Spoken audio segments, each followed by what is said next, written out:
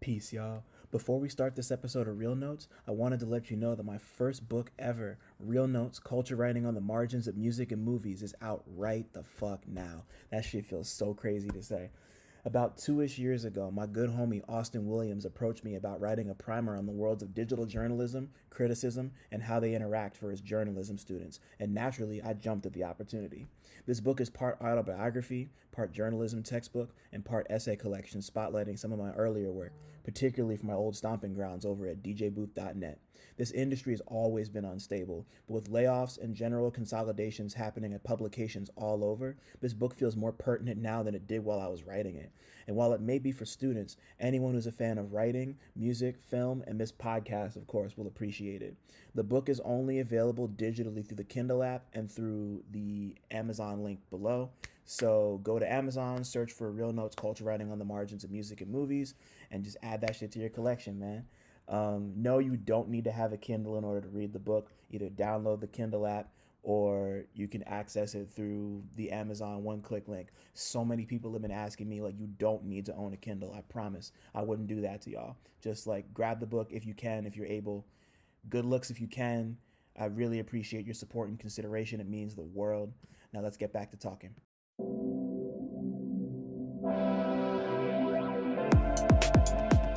What's good, y'all? My name is Dylan Green, and this is Real Notes, a space dedicated to blurring the cultural and artistic lines between rap and film. I'm here to chop it up with everyone from rappers and producers to journalists and video directors about their relationship to movies and how, if at all, film inspires their craft. My guest this week is Florida-based vlogger, critic, and interviewer Eric the Young Gawd. We spoke about May December, Joker, Drumline, AirPod conspiracy theories, his interview style, Snow on the Bluff, our respective relationships with Boosie Badazz, Florida and New Orleans rap, some of Eric's best and funniest interviews, and his interest in the intersection between journalism and psychology, and even more than I can count, y'all. It's a crazy one. Come fuck with us. This is mutual respect, Jedi's at work type shit, you know. You write for like big publications and stuff. And you're a real journalist, man. Where is it at? I have a notebook here. I don't know where I put it at. I'm literally here to take notes. You know what I'm saying, man? I know it's not a video thing. I wish you people could see me take the notes, but yeah, I'm locked and loaded, man. Oh my God, son. Not even like, okay. So, all right. So we already started. What's cracking, everybody? Welcome back to whatever number episode of season 4 of Real Notes this is. Y'all can't see it, but I had to wear the wrap. I had to wear the bonnet today because the person we're gonna get to it in a second, but the person I'm with today always rocks the bonnet, and you know this is a sign of mutual respect from somebody that I've been fucking with for a long time. But my name's Dylan Green, CineMasai. Got a lot of names, do a lot of shit outside, inside, all sides. Okay, so I normally do intros, but I know this nigga likes to let people introduce themselves. So I'm gonna let him introduce himself because he never introduces himself. Introduce yourself, sir. So my name is Eric, and I'm going to do a very Eric thing right now. And just for literally 2 minutes, I kind of want to take the reins really quickly because I wanted to do a big introduction and kind of switch it up and introduce you on your show, which would have been crazy. But you just did something that kind of threw me off, and I kind of want to talk about it because I see you have wired headphones. I too have wired headphones. You have the wired Apple headphones. I too have the wired Apple headphones. So I have a conspiracy theory that I just wanted to start this off with and just see how you felt about this. It's an AirPod conspiracy theory. So do you remember growing up? I was a conspiracy theory guy. I looked at everything. I was super into all of that. When did this isn't the point, but I just quickly want to say this. When did conspiracy theories kind of become like a Republican thing? It's like a conservative thing now. Like, no, every conspiracy theory now, it's like a QAnon. It's like where are the cool conspiracy theories at? You know, it's none of that around. You know, am I tripping?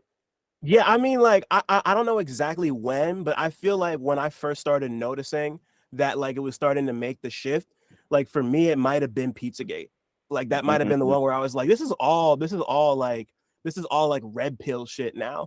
Like, you know, like there's always I mean, you know, like conspiracy theories can be fun and like, but that was when I was like, yeah, I don't need to be fucking with these anymore. They kind of took them away.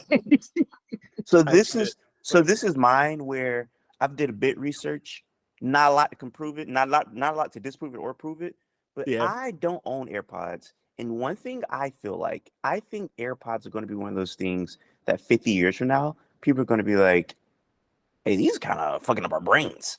I feel like it's one of those things. It's a thing called EMF. Now, there's no conclusion to say if EMF, because it emits like an EMF radiation, is no proof to Right. say if that's going to fry your brain or not. But there's no thing to actually disprove it, because ethically, to try to like prove that or not, you have to fuck people's brain up and try to like clinically try that out. So I Right. have a theory that niggas using AirPods gonna be waking up 50 years from now, goddamn, with crazy migraines and be like, damn, nigga, I got 30 tumors in my brain right now. I have that theory going on right now because I always think about that. You ever think like, you ever look at old 50s ads on cigarettes? There's doctors like, hey, smoking cigarettes, pretty healthy. Like, these are actually good.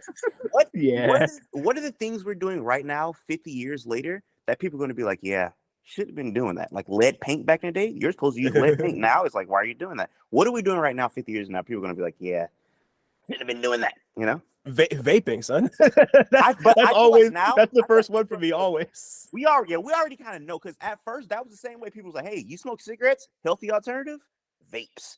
Now Right. it's like, hey, nigga, you want to die? Vape. You know, so yeah, that's really interesting. Yeah, no, that is interesting because I remember when the AirPod shit was first starting to like make the rounds.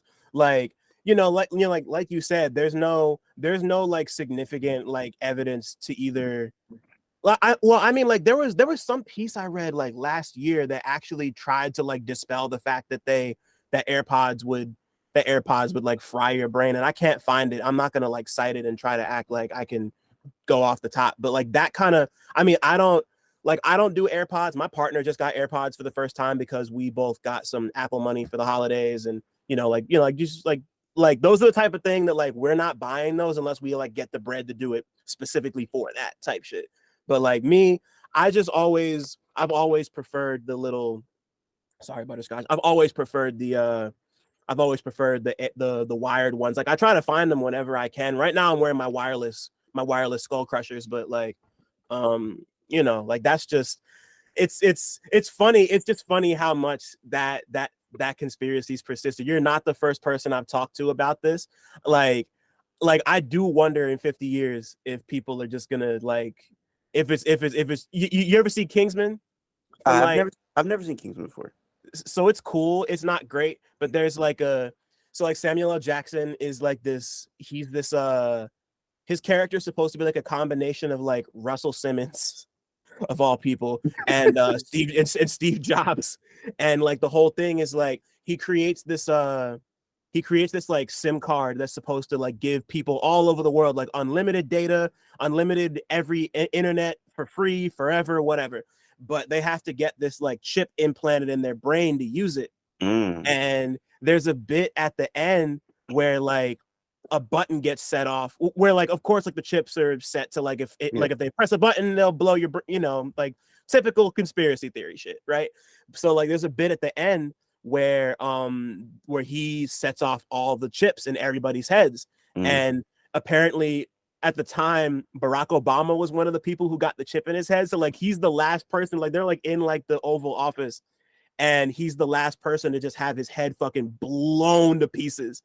And like so like that type of shit I could see, because now you got me thinking about the neural links that Elon has going on. Never doing that. I'm never doing hell fucking no. See, but see, I'm not worried about my brain exploding. I'm worried about people airdropping crazy shit into my brain. That's hilarious. You can't get it out. Son, have you ever gotten into like, you ever gone somewhere and somebody just randomly airdrops you some like crazy meme or some like Thankfully, crazy no. like... Thankfully no. It happens it used to happen all the time whenever I was on like a train in New York, or like I used to do it at shows. Like every once in a while somebody would just like start sending me shit, and I got all sorts of crazy memes and pictures in my phone. So I just start airdrop wars, bro. Like I'm not trying to do that. Yeah. Like I'm not trying to be sitting there on like some scanner shit, like looking at people like, and all I'm doing is just sending them like dumb dog pictures and like Kurger Bing memes. Like I'm not trying to do that shit all day. Like I'll leave you with this, and we get off the conspiracy things. I feel like it's a pretty funny story. So I got the vaccine in like December 2021, if I'm not Yeah. mistaken. And I'm like, all right, I'm good. I'm like, like I'm not really like, the conspiracy theories about it or whatever. I remember finding the Yeah. 5G stuff so funny. But I'm like, all right, whatever. I'm good. I'm Yeah, like, me too. they're wrong. I got it in my body. So even if I was tripping about it, I'm like, nigga, I got it. So nigga, it better be good. So I Right. got it. Like I'm straight. I've never had this problem a day in my life. And I remember walking to the bathroom. I got up out my sleep, and and my heart was beating super fast. It's a couple months after, and I passed out, and I woke up, and I was like, "What the fuck just happened?" And for a split second, I was like, "Wait, was the vaccine experience niggas not? Were they right? Them niggas right for a second? I'm like, hold on, them niggas might have been on to uh something." But never had that happen again. But yeah, let's make conspiracy theories great again. Let's do let's make it cool again. I don't. There has to be some cool stuff out there that's like can be conspiratorized. Has to be. Has to be. honestly, I just want to go back to like secret menus. Like that was like my favorite. Like I feel like it's not like exactly conspiracy theory. Like I feel like it's not like a But one-of-one I get it. comparison. I get it though. But I get it. like I get it. I get it. I get it. That makes sense. it's Like, let's bring that back. Yeah. yeah, nah, it's like tangential, like I wanna like like does Canes have a secret menu? Because I feel like Canes would be the type of place to have a secret menu. So that's I've not never down been, here. which is I'm crazy. about to say that's not down here. So I've never been Okay. to Raising Cane's. I think Raising Cane's. I think the like we have Zaxby's. So like Mm, that. never. They're lazy. It's no way Zaxby has a secret menu. But yeah, let's figure out who has a secret menu. You know what I'm saying? So yeah, I don't know what made the AirPods thing made me think about that. But yeah, man. Let me not take control of your show. But I do want to still do what I was gonna do. On the Please. other end right now, we do have a very legendary writer. You know what I'm saying? A black person. Um, not this is coming from a person who doesn't really read a lot of articles. I'm not a big article reader. If it's somebody I know, like an Alphonse, who I do want to bring up because he has some funny movie related stuff as we get Yeah. into this. That's God Uh, body, man. That's my brother. I love Al. Shout out to him. we are for sure going to talk about him more. We're not talking about you, Alphonse, nigga. You get to the back of the line. We're talking about another legendary writer who you may have seen. And if you're listening to this, I would assume you know who this is. He is a film nerd. He's a music buff. He is the dread head of the century. The dreads literally touch his knees. It is crazy. You know what I'm saying? He's the Yeah. Mandingo of dreads. It's Oh, you're incredibly wild. incredibly long. And with no further ado, I want to introduce to his own show, Dylan Green.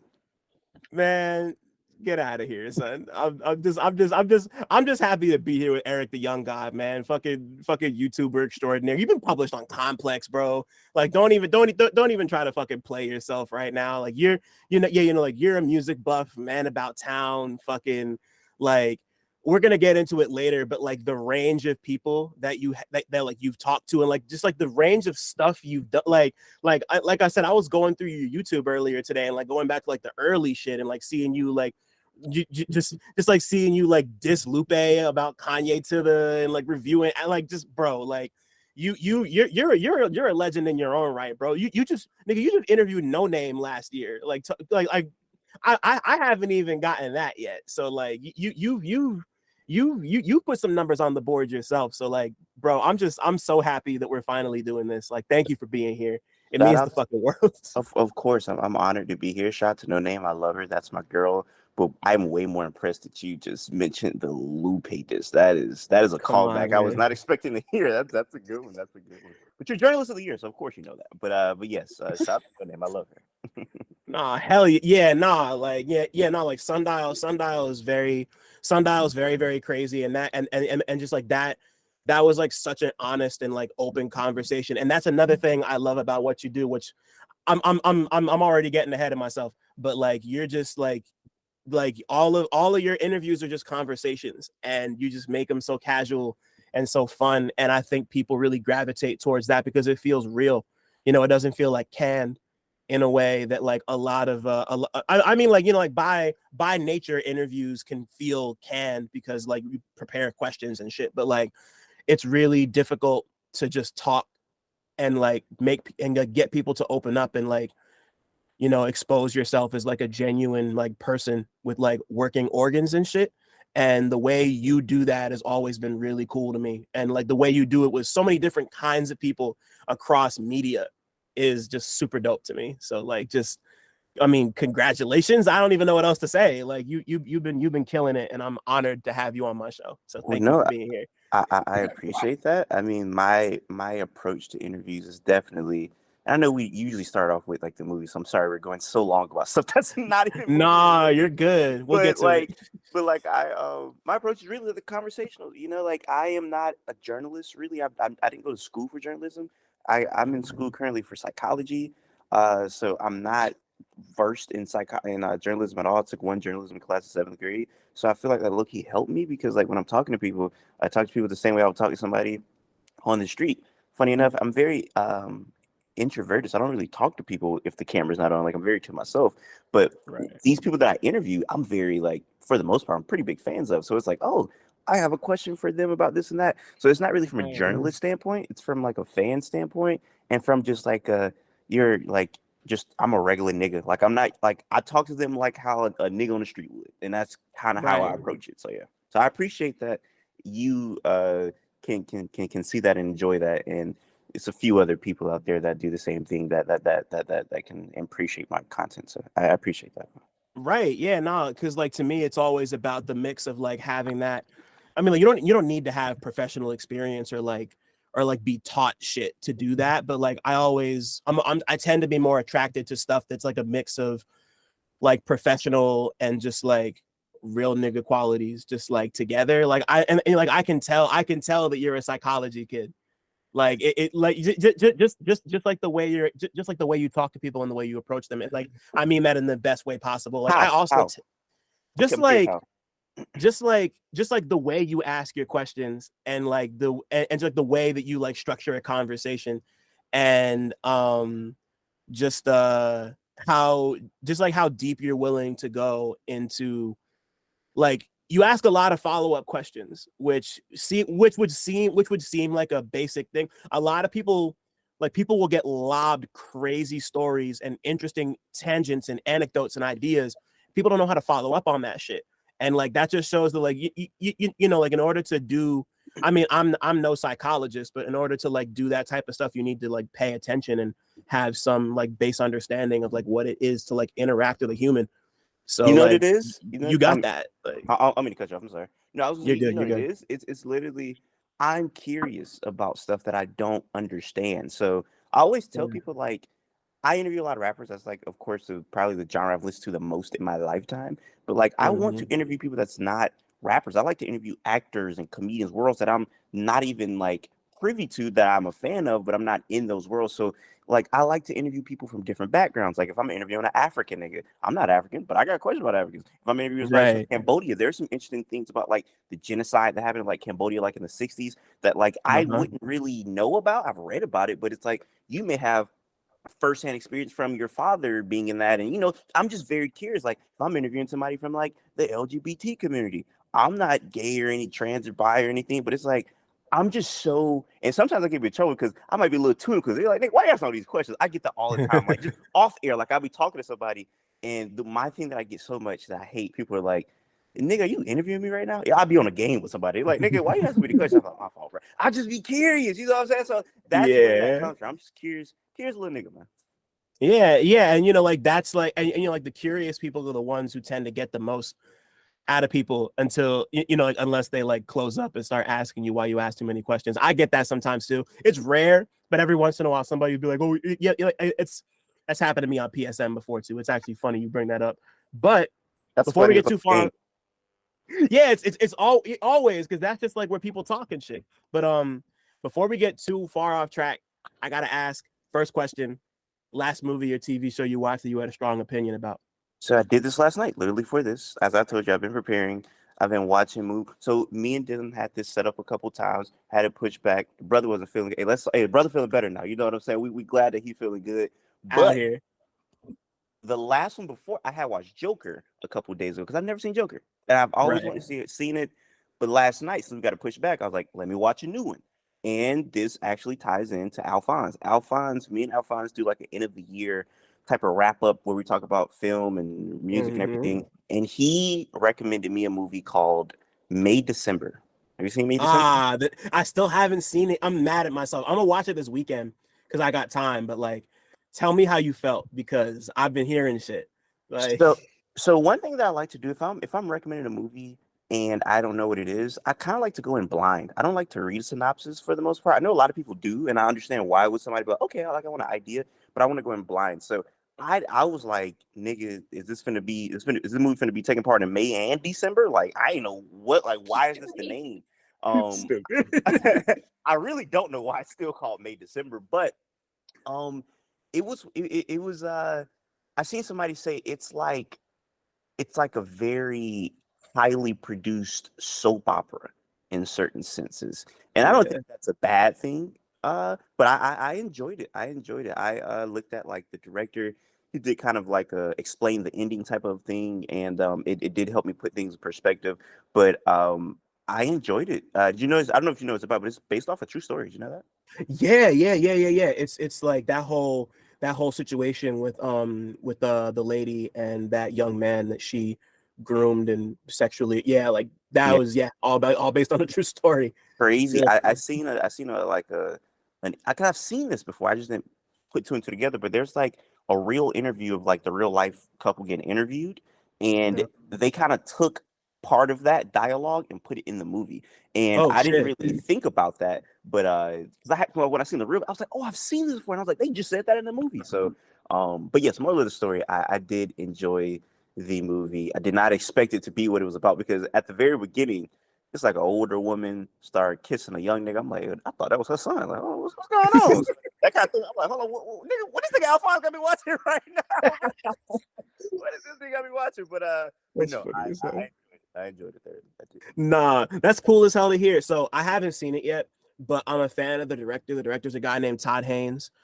He's made a bunch of movies that if I remember correctly, he's gay. He's made a bunch of he's kind of like a notable figure in the world of queer cinema. He's made a bunch of really excellent movies. Like I think he made one called Persona.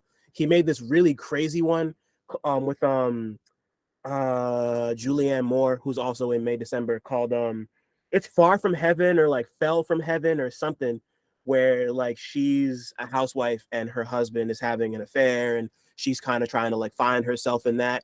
He also made this crazy movie about Bob Dylan called I'm Not Here, where Mm, like a bunch of different actors played Bob Dylan. They had like a young black kid and like Kate Blanchett played him, and it's like an anthology movie, but like every story is about Bob Dylan, but he's played by a different character. He's played by a different actor in every one. So like, I was already like I'm already pretty familiar with his whole thing and like the story and or like the story behind May December is crazy to me. I love the cast. I'm a big Natalie Portman person too. Bro who plays the kid was on. I used to watch Riverdale with my partner, so like I know him from Riverdale.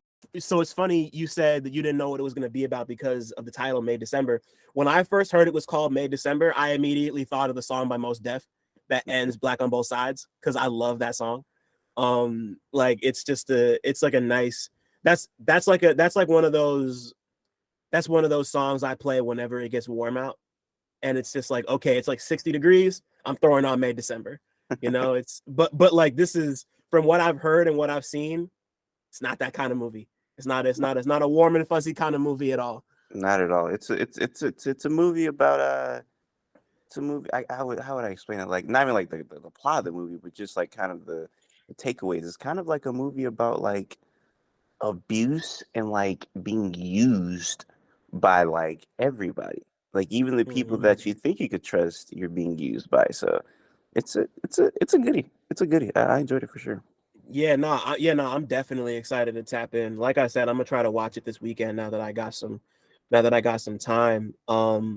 Damn. So you said you also watched Joker. How did you feel about Joker? I have a lot of feelings about Joker. I wasn't really a fan, but I want to hear what you had to. I want to hear what you had to say about it. Can I break the rules and ask you to go first? I'm curious to why you're not a fan. Yeah. Okay. Um. Yeah. So like, a big I think no, I just talked about this on an episode a couple of days ago. It's funny we bring this up. So like the guy who made it is the guy who made the Hangover movies. I really love the first Hangover movie. The other two, they might as well not even exist.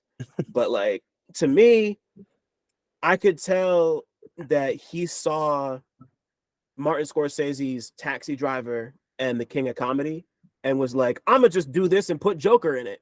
And I'm like, okay, like, and like having done reading about it, like he literally did try to make this as an homage to both of those movies, but it felt so similar to the two of them. And like, just like the movie's perspective was just like, so just like cynical and just like over the top and just like super duper fucking pretentious to me. Like, and it's crazy because like I like the Joaquin Phoenix does a great job in it.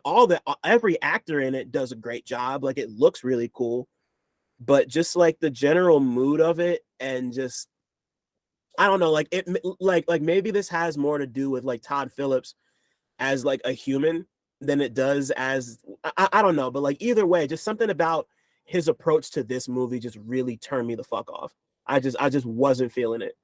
So I asked you why you didn't like it first because I feel like a lot of critiques I've seen either have been there. I feel like they're more of like I've seen a lot of people critiquing not about the actual movie and more about like either they're like saying like, oh, this is like a it's like they're attacking from like a political standpoint on like because I know a Mhm. lot of like incels really flock to this movie and a lot of like so Yeah, stuff like that. they do.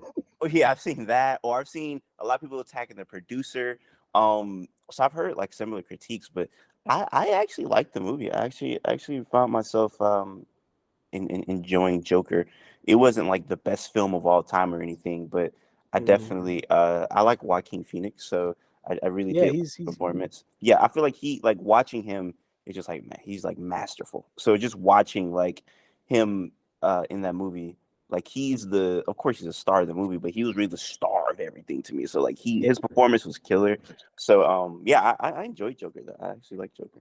No, that's cool, and I'm happy you brought that up in that way because I think like to me one of the things that really I mean like on top of like the incel shit that's also something that like but like that's like you said that has less to do with the actual movie but like when he's not on screen which isn't all the time granted but like anytime he's not there the movie just feels completely out of itself like he really is like the center of gravity in every possible way like that like the scene when he shoots De Niro in the face at the very end when he's on the show like that whole scene is so tense and so like really well staged like you know just from like a purely technical standpoint like really well done like super duper affecting but like I don't know I just I watched it and I walked away and I was like it didn't really do it for me like it's like maybe I don't want to say I need to go back and rewatch it, but it's just like I don't feel compelled to go back to watch it again. And it's crazy to me to think that like the only two times that a person has won an Oscar for playing like a superhero role, they've both been Joker. Because Mhm. Heath Ledger won and Joaquin Phoenix won. They both won for Joker.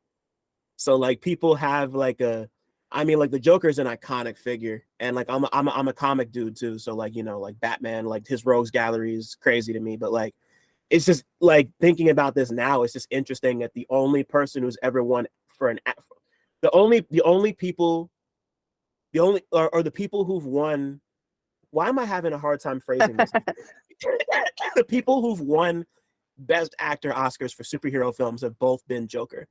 And that's really weird. And that's a weird coincidence to me because it's a coincidence, but it's just like okay, Is like it though? maybe I don't know. You know, Maybe it isn't. Like you know. maybe the Academy has a predisposition toward mentally ill people in clown makeup. I don't know. It's like it's that then they like a more philosophical like kind of topic on just like society and like what like kind of like a pessimistic because I mean like Joker as his life just turns to absolute like crap he begins to have like a pessimistic outlook on the world or whatever. And like, what does that say about us that we love a nigga that has a very pessimistic outlook on the world instead of this Yeah. chipper, positive, guy. So yeah. Yeah, totally. Like there's a lot to chew on. I just think all those things were explored better in the movies that inspired this. So I'd highly recommend, if you haven't seen Taxi Driver or King of Comedy, go watch Taxi Driver and King of Comedy, because to me they're both, and De Niro's in both of them, which is Taxi another funny full circle moment. Taxi Driver probably has one of like my favorite scenes of all time, just because it's so ridiculous. It's when he brings the girl on a date and they go to like a porn theater, and it's just like the fact that he's like eating the Yeah. popcorn. He's watching this like it's a De Niro movie. He's like, he just eat. I'm just like, this is the funniest thing of all time. And she's like, where am I at right now? I always think about that. I'm like, that's just such a ridiculous, hilarious scene. But no, I do like Taxi Driver. Yeah, nah.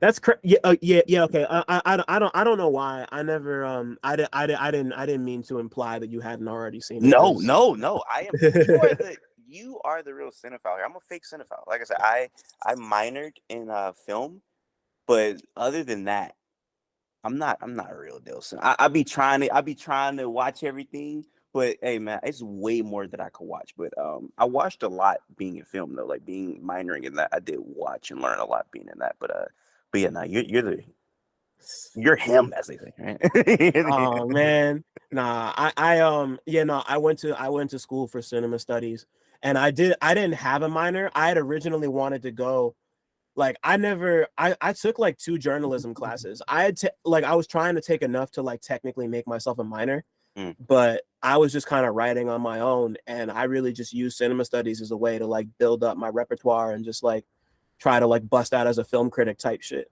Because like I was already like writing about like movies and music, but I was like doing movie writing.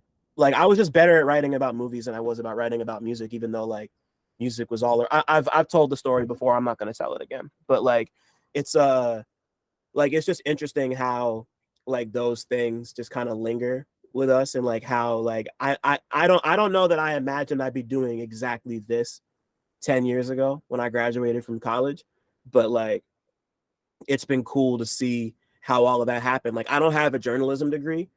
Like I took classes, but I don't have a journalism degree. So I just kind of turned this into this, you know? You're And killing it. like You're killing it. You're absolutely killing it. So yeah, don't shortchange yourself. Or I don't know if you are, but I'm just saying in general, like you are killing it. So yeah, I'm always curious to see where you go next. So yeah, you're absolutely killing it. man, you and me both. Like I'm curious to see where you go next, and I'm curious to see where all of this shit started for you. So now I gotta ask, what's the first movie experience you can remember having ever? It could be at the theater, it could be at your cousin's house. Like the very first thing that comes to mind for you. First of all, what a fire transition. Where is it going to end at? We don't know, but we gotta find out where it starts. What a fucking great transition that was freaking professional. So gosh, I hate that you asked me this question because I've been thinking about this question because I knew you were going to ask me this question, and I do not know. I have an answer, but it's not the first thing that I know that I've seen, but it's what comes to my brain for whatever. Then that works. That So works. yeah, I'm gonna have to say this one. So it's Drumline, and Wow, let's talk about it. it's a very vivid memory of, I don't know if this was just Jacksonville or what, but when Drumline came out, Black people, as Beyonce said, they got in formation. Black people were like, I That's real. remember, so this is around the time where like I know a lot of people were buying like big surround sounds for their house so they could watch movies with like nice audio. And that movie really showed how good your surround sounds were when you heard freaking Nick Camp, on the drums or whatever. So I would go into Best Buy and I would remember they would have like the TVs on Drumline and all the surround sounds would be hooked up with freaking, it sound like 1,000 niggas in a FAMU band. You know what I'm saying? It sounded like Yeah. what Fabio Foreign said. I'm in a club with 100,000 niggas. 1,000 niggas, yeah. It sounded like 100,000 niggas were playing the drums when you had all those surround sounds. So that kind of makes me like think that's one of my first movie memories. Even though obviously I've seen movies before that, but that's Yeah. the first thing that comes to my brain. Man, see, okay, I didn't have that exact experience, but I also remember the first time I saw Drumline. Like, I mean, like I was already really into the drums growing up anyway, but like seeing the bands do their thing and just like the choreography, and especially at the end when they get to the classic and like everything goes dark and it starts to look like a music video and they're like just, and then like the thing I always remember is like at the end when the school like they put the old drumsticks down and they bust out the fucking blue and yellow shits and they start going. It was just like everything about Drumline was like that was really a moment for me as a kid. Like it didn't like in that moment I told myself like I had initially wanted to go to a HBCU because of Drumline. I wound up not going to a HBCU, which but still like that was like I was like I want to go to a HBCU. I want to get in I want to be in a band. I want to like it was like almost to the point where I was like I want to have to like go through the rig. It was thankfully I didn't do none of that shit. Yo, my fault. Sorry to interrupt, but I just wanted to shout out the all new Real Notes Patreon page real quick. If you're looking for ways to connect and directly support the podcast, the Real Notes Patreon is the best way to do so. For as little as $5 a month, you can gain early day before access to every forthcoming episode of Real Notes, as well as an invite to the Real Notes Discord server, where you can talk to others about the latest and greatest in movies and music, come through for some listening sessions, and talk about whatever else is on your mind. I know I'm gonna be talking a bunch. If you feel like coming up off a little bit more, you could get cool exclusive content like audio from Real Notes Live and Real Talk interviews. Those will be exclusive to patrons and ticket holders moving forward. Access to retro versions of my 60-second Minute Maid movie reviews, and even a monthly writing and podcasting workshop hosted by me. Regular episodes will still be available on a weekly basis anywhere you get your podcasts, but if you want the extras, you gotta come out them pockets a bit. Check us out at patreon.com/realnotes. That's REELNOTES. I appreciate your consideration and support more than you know. Now let's get back to talking.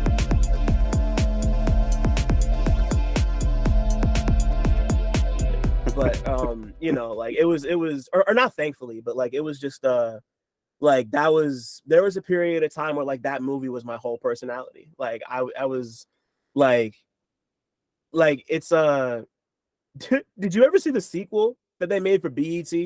I know it exists, never seen it.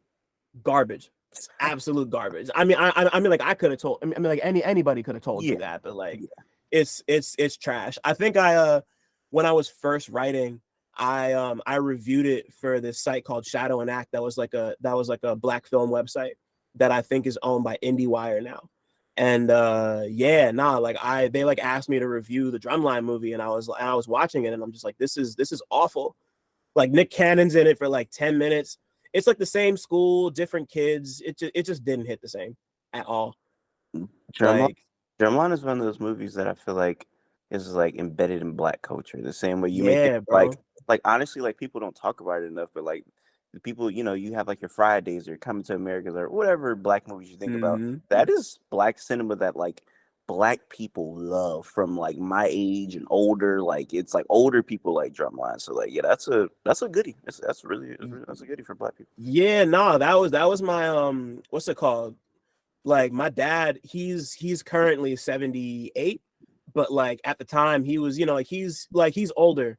He's older for a parent in particular, and like even then, like I was watching that with like my parents and like my sister. And just like my dad loves that fucking movie. We still talk about it sometimes. Like it's that really is one of those like multi-generational black classics that like and it's weird because like we all know it, but it really doesn't get talked about as much as it like you would figure that it would get talked about more considering how much people fuck with that movie. Like I had never heard of P.D. Pablo before I saw Drumline. And like he's kind of like he was one of like the first dudes to like blow out of North Carolina.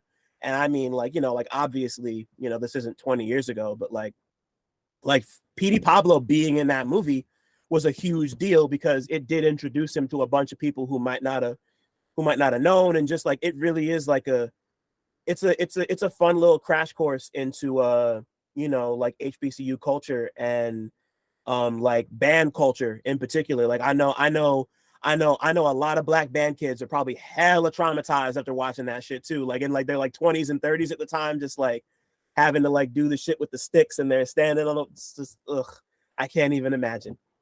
Shout out, shout out to Nick Cannon. That nigga didn't know how to read. He know how to read the notes, and he was still going crazy, man. It's classic. Yeah. No, they had him. He used to tell the story all the time about how he like slept with the drumsticks taped to his hands, so he could like come in and play. Like he went all in for that, like Jamie Foxx did for the Ray Charles movie, where he was like, I didn't know Nick Cannon was method acting in that. I didn't know he was in that bag. That's hard. I didn't know that. Yeah, no, that was one of the first things I learned about Drumline when I like, because like every time I see a movie I love, even a movie I don't love, like if I watch something, my first instinct is always to like go look up everything about it. Like I'll go find the Wikipedia, the IMDb, find every interview, every deep dive. Like that's just like if I'm interested enough in the thing I just watched, I'm gonna know everything about it by the next day. That's just always how I've been. And like I remember doing that specifically with Drumline, and just like, you know, like that was the first place I'd seen Zoe Saldana. That was one of the first places I'd seen Orlando Brown. Who the fuck else is in that movie? The bald head dude, caramel head. I can't remember his fucking name. The dude who ran the drum corps. Yeah, I know you're talking. I forget his name too, but what's his name? I don't remember, but that was the first time I'd ever seen him. You know, just like there's a lot of like really iconic figures in that movie, and the lady with the braids who didn't really say but like 3 words in the whole movie. She's great too. She doesn't really act in Leonard Roberts. Yeah, that's his name. Yeah. Also, I also do what you just did. Orlando Jones. You saw Orlando Brown. I also do. Right. I do the same thing. I do the same thing too. I was thinking about him because he's still going crazy on TikTok, so his name's in my brain. But yeah, Orlando Jones is the 7-Up dude, and he's also the conductor. That also funniest part of the movie to me is when they're it's like one of the first times that Nick gets to prove himself as like a person who can like lead the group. But like they have the other band play, like I think they play like Apache, the fucking Fresh Prince of Bel-Air dance song, and then Orlando Jones is just like hit him with a little Flight of the Bumblebee, and you see one of the band behind him just go like, just like hang his head, just like fuck, we gotta play Flight of the Bumblebee, and he's over there jamming to it, and everybody's like, the fuck are you, like, what is this? You know, like, and then there's a bit where like they're playing Apache, and he's like, oh, the musicianship of hip hop. And I remember like from a young age being like, okay, so people like that suck. Like I knew immediately, like that guy, I mean like he's not like the villain of the movie. Yeah. I was immediately like, oh, okay, that's whack. Like we don't like that shit. Like that movie woke up a lot in me. So yeah, classic. Shout out to Drumline. Yeah, big time, son. I wonder what that got on Rotten Tomatoes. What do you think? Good question. I feel I'm a guess it got somewhere between like a 55 and a 70. So on Rotten Tomatoes right now, if you look at Drumline, it is at a actually surpassed. Audience score 70%, but Cool. tomato review 82. Ooh, really? Yeah, they like Drum. I didn't expect white people to actually really like that movie, but that's cool. Shout out to that. Hey man, I grew up in the burbs and people were fucking with it, but it was mostly like, that's a like, you know, like the average white person isn't gonna know what Drumline is. Yeah, or maybe they will now, but at the time it was like that was kind of like a if you know you know. And it's crazy because it made a decent amount of money, and it was like it was on TV forever. Mm-hmm. But like that was definitely like a if you know you know type of thing. Yeah, it was good times, good fucking times.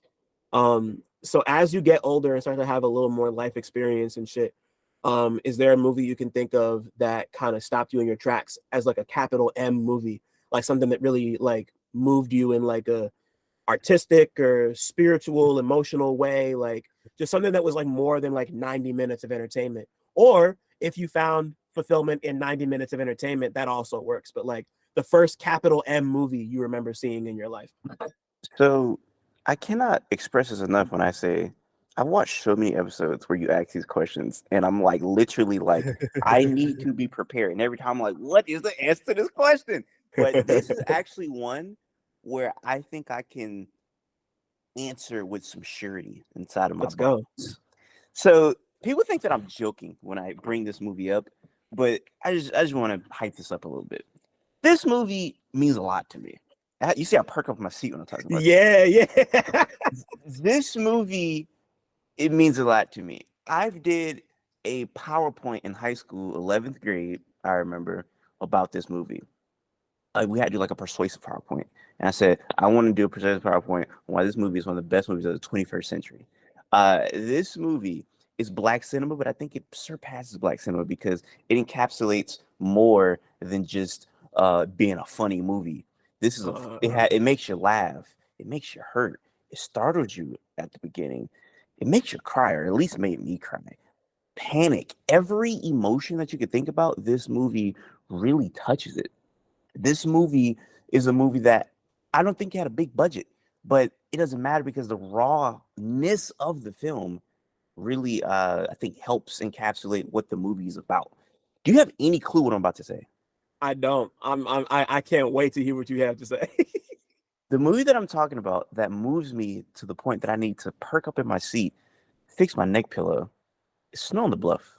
Snow on the Bluff is one of the Wow. greatest films I've ever seen in my life.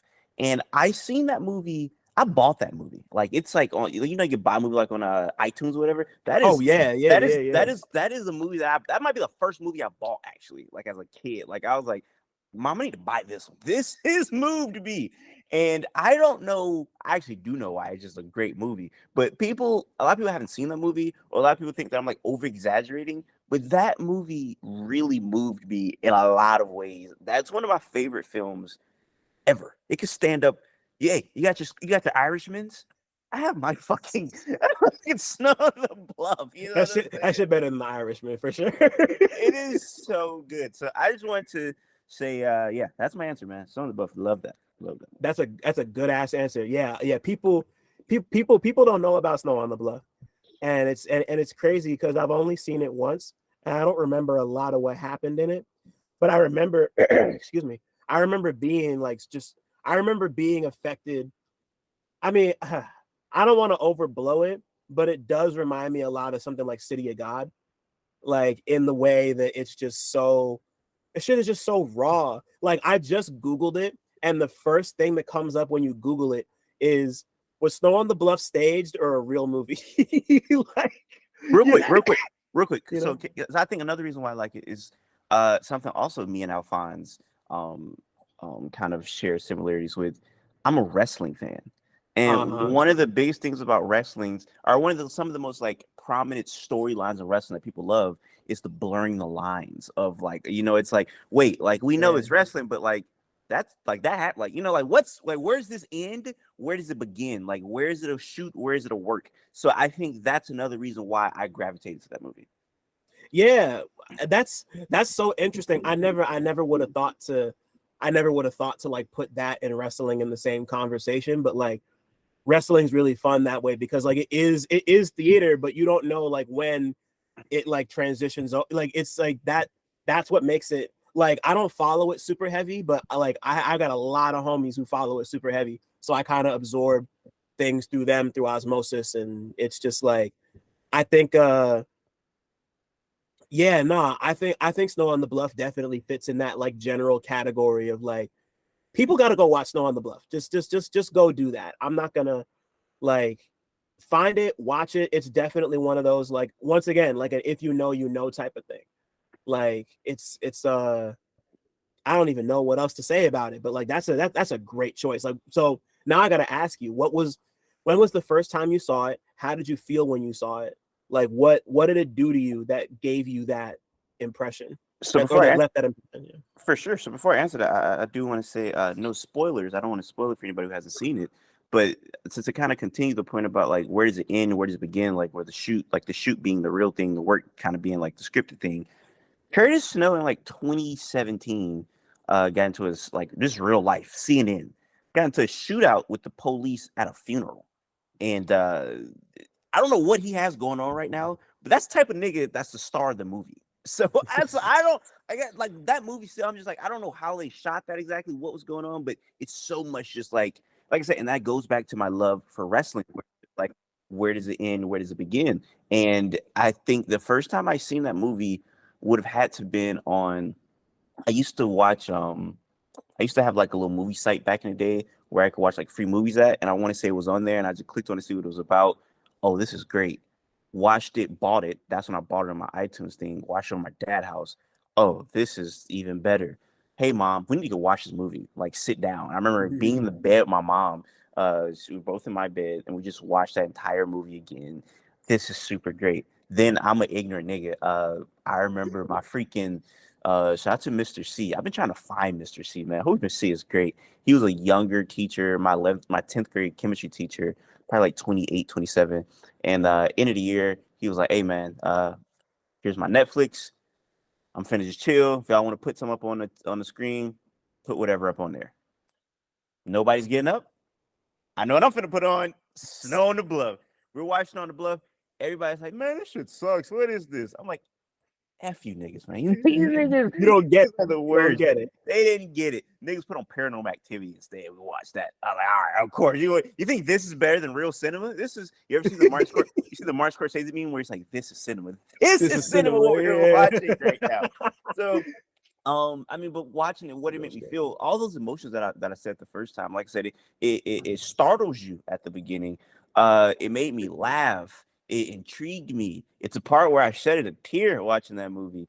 It makes me just like it's just like it's a cultural kind of type of movie where it's like if you're not familiar with like Atlanta street culture, it'll really show you like a lot about how they're living and what they're doing and what's going on over there. So yeah, man, I mean, every emotion that you could literally humanly have, I had watching that movie. So I hope I answered that question correctly. Nah, yeah, you definitely did. Like it's crazy you bring up like Atlanta street culture in that respect because like because like most people will only get as deep as like what they hear in like what they hear in like a Lil Baby song or like maybe something like well, Hustle and Flow is Memphis, but like you get people talking about like ATL, like how like ATL was like a gateway for them into something like that. Like, and it's like one thing I appreciate about ATL is how that like that and Roll Bounce coming out around the same time, re-emphasizing the fact that like roller skating culture is like so much a part of Black culture. My father was a roller skater, like a professional one who like skated around the world and shit, like for some years. So like, like, but like for a lot of people, like ATL, like for a lot of people like around our age, like within our age bracket, because you're in like what, like your mid to late 20s or a little younger. I just turned 25. You just turned 20. Okay, cool. So yeah, I'm 32. So like, so for like people in like our age bracket, like ATL was definitely like a gateway into that. But like Snow on the Bluff is like, like there's no gate. You just kind of walk in and it's just there. Like, but like it's crazy because like that movie's like it's like not it's like it's raw, but it's not like voyeuristic. Like it doesn't feel like anybody's being taken like it doesn't feel like anything's being taken out of context or like people are being taken advantage of. Like it really just feels about as real as something like that can feel. Yeah. Like it's just a wild movie that people need to watch. Yeah. It's one of those movies where I'm almost positive they do blend actual things that happen in real life and kind of put it into the storyline. Because there's just one scene where like they're recording it like a homicide investigation. It's like the police is like yellow tape or whatever, and like, what I need to kick the bucket. I think everybody just kick the bucket. Everybody just kick the bucket. And there's so much police there, and I don't think they had it. I don't think that movie had the budget that they could have like police cars and yellow tape. So I'm just assuming they seen that and was like, okay, this is actually happening. Let's get it on camera. So it's so much stuff that's like that, and I'm a fan of that. Like I like this movie. What's that freaking movie called? Give me one second. I was just literally looking up for this. Under the Skin. You ever seen Under the Skin? Oh, I just watched it for the first time like 3 months ago. So there's like parts where I think that's Scarlett Johansson, right? Scarlett Johansson in that movie. So Scarlett Jo's kind of like riding up and down the street asking people for like directions or something like that. That's real. That was like a shoot, as they would say in wrestling. Like that wasn't scripted. Like they went up to random people and they had her talking to random people, and that stuff like that always interests me because it's like the blurring the lines thing. So yeah, Right.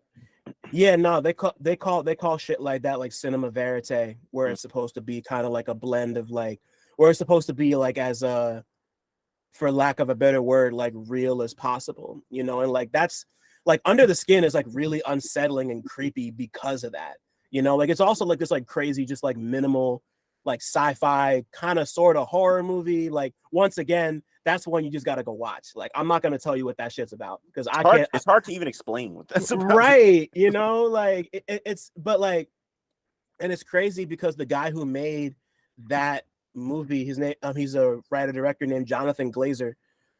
He just made that movie Zone of Interest that's up for Best Picture this year about the family who lives next to Auschwitz, which I haven't seen yet, but it's on my list. I've been wanting to see it ever since I heard about it. I hear it's incredible, but like he's like Glazer is one of those who's like really into that particular kind of filmmaking, and it's always really it makes his stuff pop. Like I don't know that I loved Under the Skin, but it's a movie I haven't stopped thinking about since I saw it. Same. Like, It's not a one movie, of those. It's not a movie where I'm like, oh, this is the best thing of all time, but it's like I can't get this out my head because there's just so much. It's like it's a very visual movie, like visually it's stunning. So it's like one of those where you can't get the visuals out your head. So yeah, I'm literally in the same exact place as you with that. Like the scene at the end where she takes the skin off and it's just like her in her real form, and then they light her on fire, and like the body on fire, like with the contrast with the snow and this like just like that's the type of shit where I'm like, this is like even if I didn't love this, I want people to make more stuff like this. I want people to make more stuff like Snow on the Bluff. I want people to make more stuff like Under the Skin, you know, like it's just like really bold and challenging shit that like, you know, like obviously there's like not everything that's bold and challenging is good, but like that really stuck with me, you know, and it's just tough. You know what I'm waiting for? I'm waiting for me to say a movie that I like that you're like, this shit stinks. This shit sucks. I can't wait. Please. I don't, because like, this is another thing about my interviews. If I like strongly disagree with somebody, I'm not gonna do it in a rude way, but I'm very like upfront of like, you're very wrong on that. I don't think that's right at all. So I want to be the same way with me, that if when I say a movie that you just absolutely despise, please hammer it home that nigga, this movie sucks. I really do. See, I came close with Joker. We were almost there with Joker. But that's not a movie I love. I like if you would have said you hate it, if you would have said you hated Snow on the Bluff, we would have had an hour debate about that. Nah, man, not even. See, now I'm gonna go back. See, now I'm gonna go back and rewatch it just so I can like reassess and like really get it back in my head. But that's funny. We'll probably come up to that at some point. Yeah. But now I want to do the thing. But now I want to do that with music with you. So like, you know, like when did music become capital M music for you? So I always say like growing up, I feel like I grew up in a music household. It was just me and my mom. It was just me and her or whatever. Not to do a sad story, but like here my dad got divorced. So like when I was like 4, so I would Mine did too. So like court ordered, I would have to like go over to my dad's house like every other weekend. But primarily, like my primary household is or my primary household that I grew up in was my mom's house. So my mom being like a music fan, I can't tell you like the age of the person. That's something I legitimately could not track down because like that's all I know is like listening to music. I could definitely tell you some of the stuff she was listening to that kind of exposed me to be like, oh, let me listen to this person or whatever. Because like my mom, I mean, she's all over the place, dog. Like my mom had like Yolanda Adams albums or whatever. So I think the Yolanda Adams kind of like shaped me being big into gospel music. I love gospel, so I listened to a lot of that growing up. My mom also really big fan of like Jill Scott, Erica Badu, kind of like the neo soul thing. So I listened to a lot of neo soul growing up. I remember when I was really young, like this is going to be a long answer. Like, so I used to kind of have it sometimes on Disney Channel state on the radio station. Me too. 50, yeah. It was 1560 up here. That's so funny. I would have Yeah. asked my mom. I forget exactly the thing, but I used to listen to a lot of that. So I always liked a lot of like kid friendly type stuff, and I still do. Like a lot of stuff that I liked when I was younger, I still like can listen to. So then we Yeah. transitioned to when I got a little bit older. She listened to a lot of soft rock radio station. So that kind of ventured off where I'm listening to like the Eagles and stuff like that. So I still like stuff like that. Then my mom had the CD. I don't know anybody that can relate to this. She had a top 100, if I'm not mistaken, best TV show things CD. So nigga, I Wow, on a heard CD? on a That's CD. I'm crazy. pretty sure she still has it. So nigga, I Wow. know every theme song from Law and Order to stuff I don't even know. Like it's one that's in my head right now. It goes, I'm mad about you, baby. Mad about you. I don't know what show that is. Somebody's gonna know that. But how did you know that? I That's freaking funny. I know every theme song from like I would say like 2000 and like going back because I Love Lucy. It had everything on there. So I grew up on that. Then she started listening to V101.5, which is the R&B station. So then I just dove head first into R&B. And then just my mom was like, mom was younger when she had me, so I listened to a lot of rap growing up that she played in the household. Dear Mama was probably my favorite song of all time because I love my mom. So like, I'm like, this nigga love his mom. I love my mama too, so I love that. Oh man. So yeah, man. And then when I started to like go in music on my own, we got internet when I was in second grade. I'll never forget. That's when I really started to like do my own research.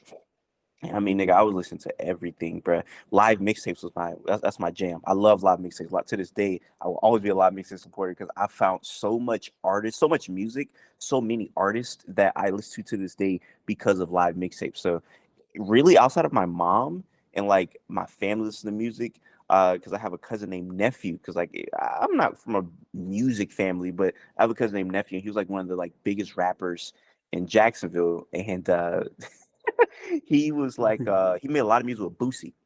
So Boosie damn near was like a Oh family friend. word. Boosie was damn near like a family friend. So like nigga, I used to tell people all the time, boy, you know Boosie my cousin. Boosie ain't my cousin.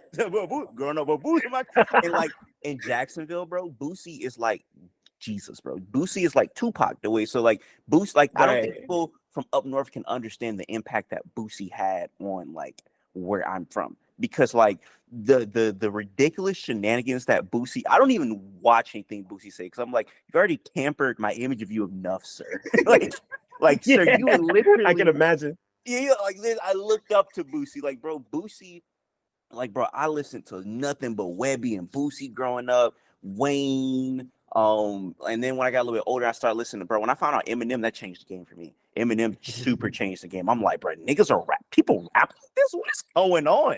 Then I found out Royce the 5'9". I'm like, people rap like it was just Jay Electronica. So yeah, I'm all over the place right now. But yes, that was just a little kind of introductory of just young me listening to music. And I will say this, and I will shut up. Freaking, I would say probably like fifth grade to now. I found out who I was musically around like fifth grade. Like this, if you look at what I listened to in fifth grade and look at what I'm listening to now, you're like, oh, this nigga, this is the same as that nigga. So yeah. That's funny as hell. I'm happy you brought up Boosie because I know you were just talking to Chuck about it. You and Chuck Strangers, We who did. who also alum of Real Notes. We had him on around the time I think Too Afraid to Dance had just come out. But like, yeah, nah, like, see, my relationship with Boosie is a lot. I mean, like, it's complicated now, like everybody else's is, I guess. But like, I didn't start listening to Boosie until he put out it was the album. It was like right before he got cancer. That was the first time I really like gave. Oh, I mean, like outside of, I mean, like we all know "Wipe Me Down." Like everybody knows "Wipe Me Down," but like, quick but question, like the first, quick question. yeah. Was Zoom big up there? Because that was a pretty big hit. The Zoom. Mm, maybe that sounds familiar. It had See, Jock on it. see, It had Young Jock on it. It was like it they were doing the this dance. I forget what you call this. The freaking what's this dance? it's It's going it's down. going down Yeah, dance. they were. Yeah. Yeah, but it was essentially it was like part two of that. See, because I mean, like, it's going down was big up there, but I Mhm. don't remember. I don't think Zoom was. Okay. If like I'd have to listen to it again a couple more times just to be sure. But like the first full Boosie album I listened to front to back was it was like it came out in like 2015 15 or 16. It's like a black and white cover. It's like of his face and like his bare chest or something. He's got like covered in tattoos. I forget what it was called, but that was the first full album of his I listened to front to back, and I was like, this is cool. And then he put out the one where it's the cover is the CAT scan of his tumor in his chest, and then I listened to that. And he also wrote a song about he wrote like a letter to Tupac or something. I remember that song too. And that was around the time when I started to do my deep dive. And I'm like, and you know, like I know people joke about it all the time, but I know he's like a god down there. You know, like it's like that he's like, I think one of y'all, or maybe like I've heard this a bunch, but I heard it somewhere recently where it's like he's like the Jay-Z of the South almost. You know, but like and it's not almost right. Like, yeah, and it's funny because I talk to my partner about this a lot because my partner Desiree loves Wipe Me Down, but like I've also kind of had to like remove myself from that whole Boosie equation because he's on terrible time, but like that man's super talented. Like he makes kick-ass music. He's always made kick-ass music, and he's always had such a crazy voice, like really unique.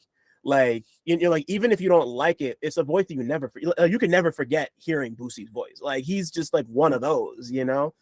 Like what's crazy? Well, this is something you just said. So like I do like that Cancer album. It's funny enough that album came out around the same time my auntie passed away from cancer. So I think that that album really hit me, and I was like, man, this is a really good Boosie album. But I mean, if I'm being completely honest, bro, and I feel like every real Boosie fan will agree with me when I say this. Post-prison Boosie, it's almost like he forgot how to flow. It's like he doesn't really rap. So the fact that you're saying like you listen to these post-prison albums, yeah, I know. I'm like, what? I'm like, that's not good stuff. You know what I'm saying? Bro, pre-prison Boosie is by far, in my opinion, a top 5 Southern rapper because like it's not just the music is good, and so people call him like the Tupac of the South because I hate when people do that because it's like nobody's Tupac. I said this in the Chuck Strangers thing. Yeah. But it's like his music did touch because I feel like Tupac was very ignorant, had street music, but then Tupac could make something very deep and introspective. And Boosie was the same way. Boosie has so much introspective music about like the streets and all of that. So yeah, right. Man. In fact, to hear you be like, yeah, man, I heard this post-prison album. I'm like, you like that? Nah, the pre-prison Boosie mixtape. Funny as hell. Yeah, that's my go-to stuff right there. That's so funny. Yeah, nah, because I mean, like I've heard some of the older stuff, like not all of it, but you know, like stuff like I remember I heard Badazz for the first time from 2006, and Badazz is really, really good. He's got a yeah, right. There's a Pimp C song on this. I'm looking through it right now, and because you know, I know I'm about to say you know that's who signed them. Like you know that's how they got their break through Pimp C. Oh, him and Webby got their break through Pimp C. So yeah, I didn't know that. So yeah, so like so if you go through Apple Music and look at the first thing that Boosie released, it's a mixtape with Boosie Webby presented by Pimp C. So they talk about Pimp C a lot because that's who literally like brought them into like the game. So yeah, he founded them. Right. And it's and like I love seeing him kind of keep that energy because I know he was big in Trouble's corner, and I'm a huge Trouble fan. Like really, really fucking broke my heart when he died. Like I was like fucking like like Edgewood's one of my favorite projects of the last 10 years. I listen to that shit all the fucking time. And you know, like him and Boosie worked together a ton. Troubles referenced him as like an influence, and you know, like you can see Boosie's influence on hella fucking people. All you know, like particularly like across the South, like even out of Florida, like you know, like a whole bunch of people coming out of Florida sound like Boosie. You know, right. Like in a lot of ways. Like, I'm gonna tell you something I said in a Chuck Stranger interview that I feel like people don't know if you're not from Florida. You don't have Florida music, not the Trick Daddy stuff, but I would say like from like 2007 and beyond, you don't have that music. Or like the kids that like grew up in that era, like 2007, listen to Plaza and all that. You don't have that music if Louisiana is not a state, because the Baton Rouge, like I said, the Cash Money stuff. Bro, niggas from Florida just want to be from we're like Louisiana Junior. They like everything they say and do, we just copy. So like, Oh, that's funny as hell. Brett, if you listen to Soldier Rags, not even the full album, it's a song called Soldier Rags by Juvenile. You listen Oh to yeah, that, I know Soldier Rags. Yeah, that is the great song. blueprint. That's the blueprint of Florida rap. Because niggas rap like that to this day. Like, yeah, Florida rap is literally just, yeah, we love them. Wayne, Cash Money, Boosie, Webby, a whole Trill Entertainment. We're just them. We're mocking them essentially. Freaking Soldier Slim, Damn. love them niggas, bro. We just imitating them. That's incredible. I had the opportunity to do this. I did this big list for Pitchfork. Me and my man, Brandon Caldwell. Shout out to Brandon. He's Shout out to Brandon. he's from Houston. Or maybe he's not from Houston. He's from Texas. Either way, I think he's from Houston. He's gonna kill me if I got that wrong. But he and I did this big list for Pitchfork. Pitchfork did like a '90s package last year or 2 years ago. And they had us do like the best Southern rap songs of the 90s. So I was just kind of like going through and revisiting like a whole bunch of like old Atlanta classics, a whole bunch of like he and I wanted to make sure we repped every region we could. We got a bunch of we got like a bunch of Cash Money. We got a bunch of, it was like Cash Money, a bunch of Florida shit, a bunch of Tennessee shit, a bunch of Atlanta shit. And I know the Florida stuff that made it on there, I mean, like Trick Daddy, Trick Daddy's Nan made it on there because of course it did. I don't remember. I know I put one Quad City DJ song on there. It was either the Space Jam song or the Train. I think it was the Train. It was the Train that I put on there. I love but like it's interesting, like I bring all that up because it's interesting to think about, like people don't think about how diverse Florida rap in particular is, like what's like, because like you got like the Miami bass shit, you got like the shit that like Trick and Trina and them make, you got like and then there was a period of time where Trina was one of my favorite rappers. So like I was like I heard Look Back at Me for the first time and was like, this is my everything, like I was like obsessed with Trina for like a year or two when I was a jit, funny enough. And then like you have like you got like the fast rap shit, like I had like I know Real Boston Richie put out an album last year that it seemed like nobody gave a shit about. It's some heat on that album. I was like surprised that nobody cared, especially considering like like the run that he went on the year before. Like I know he went to jail and he was supposed to go on tour with Future, I think. But like I was thinking about it. I'm like, it's a shame because like this Boston Richie album is really fucking good. And like nobody's talking about it. Like, but anyway, I'm getting off track. But like fucking Florida but it's interesting to see the relationship between Florida and New Orleans. And like now that you say it, and now that I'm thinking about it, it's all there. That's crazy to me. Shout out to Quad City DJs, Jacksonville, stand up. That's a Jacksonville right there. They have a I want to shout this out. I don't want to get this wrong. They might have a top 3 because so speaking of music, I love, people hate this type of music. I don't care, you nerds. I love it. Freaking Christmas music, bring it on. I love Christmas music so freaking much. When it's good, it's good. When it's good, it's good. Quad City DJs might have a top 3 Christmas song of all time. They got a Christmas song? They have a Christmas album, actually. You real? Album. It's called White Xmas, if I'm not mistaken. And it is so, it's like of course a flip on White Christmas, but the way that they're singing on it, oh my gosh, man. I'm gonna send it to you. It's a Quad City DJ's Christmas album, All Star Christmas. Goodness gracious, who's singing on this? Big Dave and Tina. Tina was freaking going crazy. And so it's so good. So yes, if anybody needs a good Christmas song, I'm gonna say that one more time. Quad City DJ's White Xmas. Thank me later. Wow.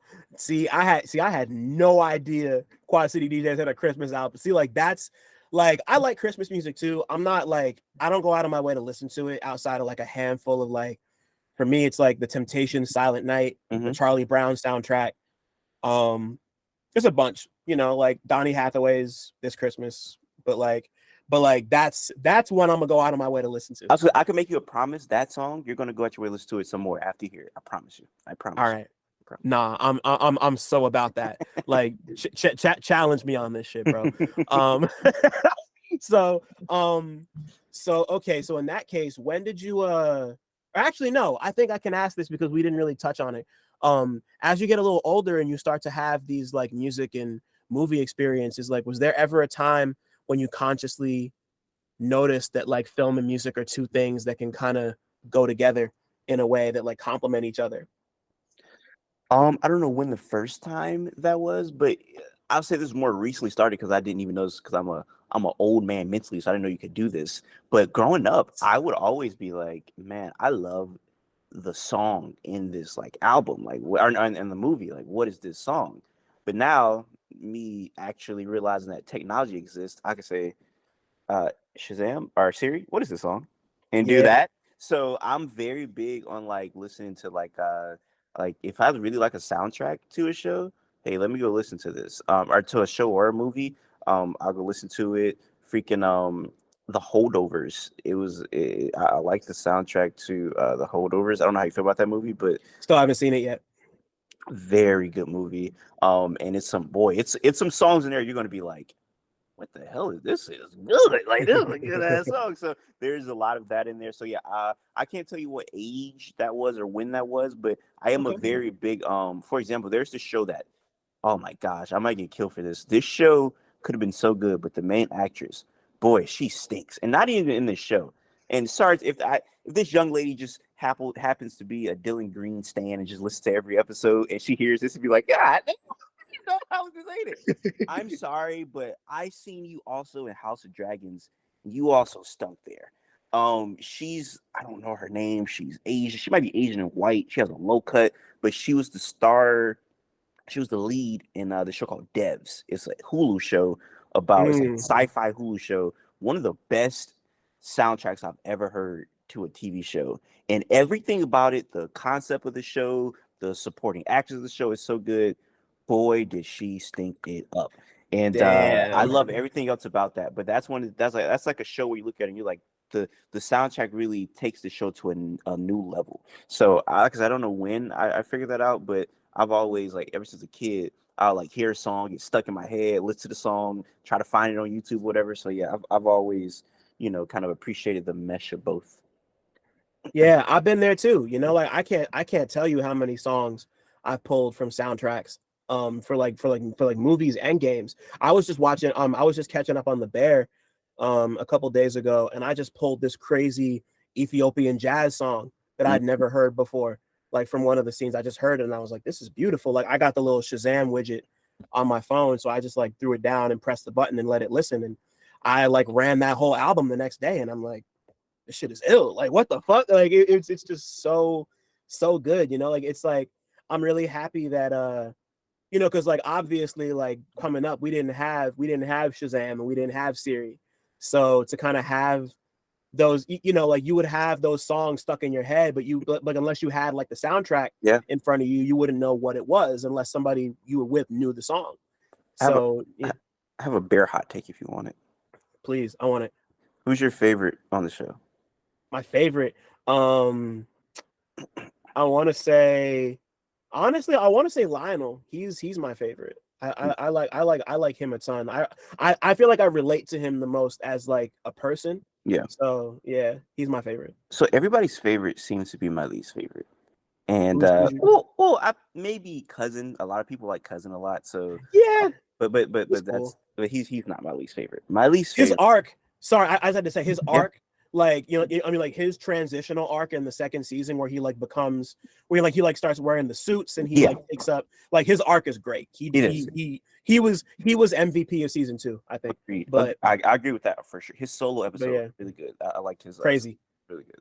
Man, it's funny because I'm finna do exactly what this person just did a couple years ago and kind of got flack for it.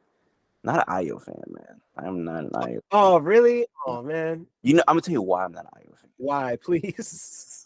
She just reminds me, and I think I don't think it's the character. I think it's just maybe her. She just reminds me of the kids in school where you about to leave class in 7th period and they raise their hand and say, did we do homework? Oh, do we have homework to turn in? And they're like, man. She reminds me of those people. She just, every time she on screen, she just annoys me, man. She just seems like somebody I would not like, man. It's just, I might love her because I didn't know she was a comedian until recently. So I actually might be an IO fan, but the bear just made me think this is the most annoying person on earth right now. I don't know. Did you see Bottoms? I have not. Is she in Bottoms? She's in Bottoms. She's the co-star of Bottoms. Okay. Try it out. It's cute. It's I think I might have overblown it when I first saw it, but like it's like a 2000s era high school sex comedy about two incel lesbians. It's great. Or great might be stretching it. It's very, very good. And they're both really good in it. Marshawn Lynch is in it. He's the teacher. Okay, I don't know about this movie. What? Marshawn Lynch is in it. Yeah, go watch Bottoms when you can find it. It's like once again, not gonna change your life, but I talk with a lot of people about like, you know, the idea, like the fact that like comedies and like particularly like that brand of comedy doesn't really like exist in the movies anymore. Yeah. Like people, you know, like studios don't feel like that shit can sell, Yeah. so they're not trying to greenlight most of them. But it's crazy because you see a movie like Anyone But You, that Sydney Sweeney joint just like grossed $100 million. And like people want that type of shit. Yeah. You know, like so like I think Bottoms very much exists in like the super bad fucking like it's very much like in that lineage. And it's IO and I forget the other lady's name. They're both really funny. But yeah, it's worth it. She's really good in that. She's almost playing like a more based off of what you said, you might not like her after it because she's kind of playing a version of that, but it's funny. Rachel Sennett. It's good. Rachel Sennett. There you go. Yeah. Rachel Sennett. She's great. She's great. Sennett. All right, I'm gonna give her a chance. Yeah, try it. Rachel Sennett was in this other joint called Shiva Baby that's really devastating and fucked up, but it's great. Wait, Shiva Baby is super fire. Is that the? No, there's a. I don't think it's the same thing, but my friend he was telling me about this movie that's like it's on Tubi, but it's not like the Tubi movie, but it's getting like critical acclaim. It's like a blaxploitation, and it's something similar to that. Is it Sugar? It's not that, I'm assuming. It's No. Oh, Shiva Baby is something completely Shiva. I thought Sugar. No. My fault. Yeah, no. Shiva Baby is completely different. Like it's like, yeah, it's completely different. It's about a girl who's sitting Shiva with her family after some family member passes away, and she's bisexual, and she's got she has a sugar daddy, but also has like a girlfriend, and they don't know about each other, and the whole movie takes place inside their house, and she's trying to like run around and like keep them both happy, and like her parents don't know she's out. It's a wild movie. It's very sad. It's a dark comedy. It's very fucked up, but it's really good.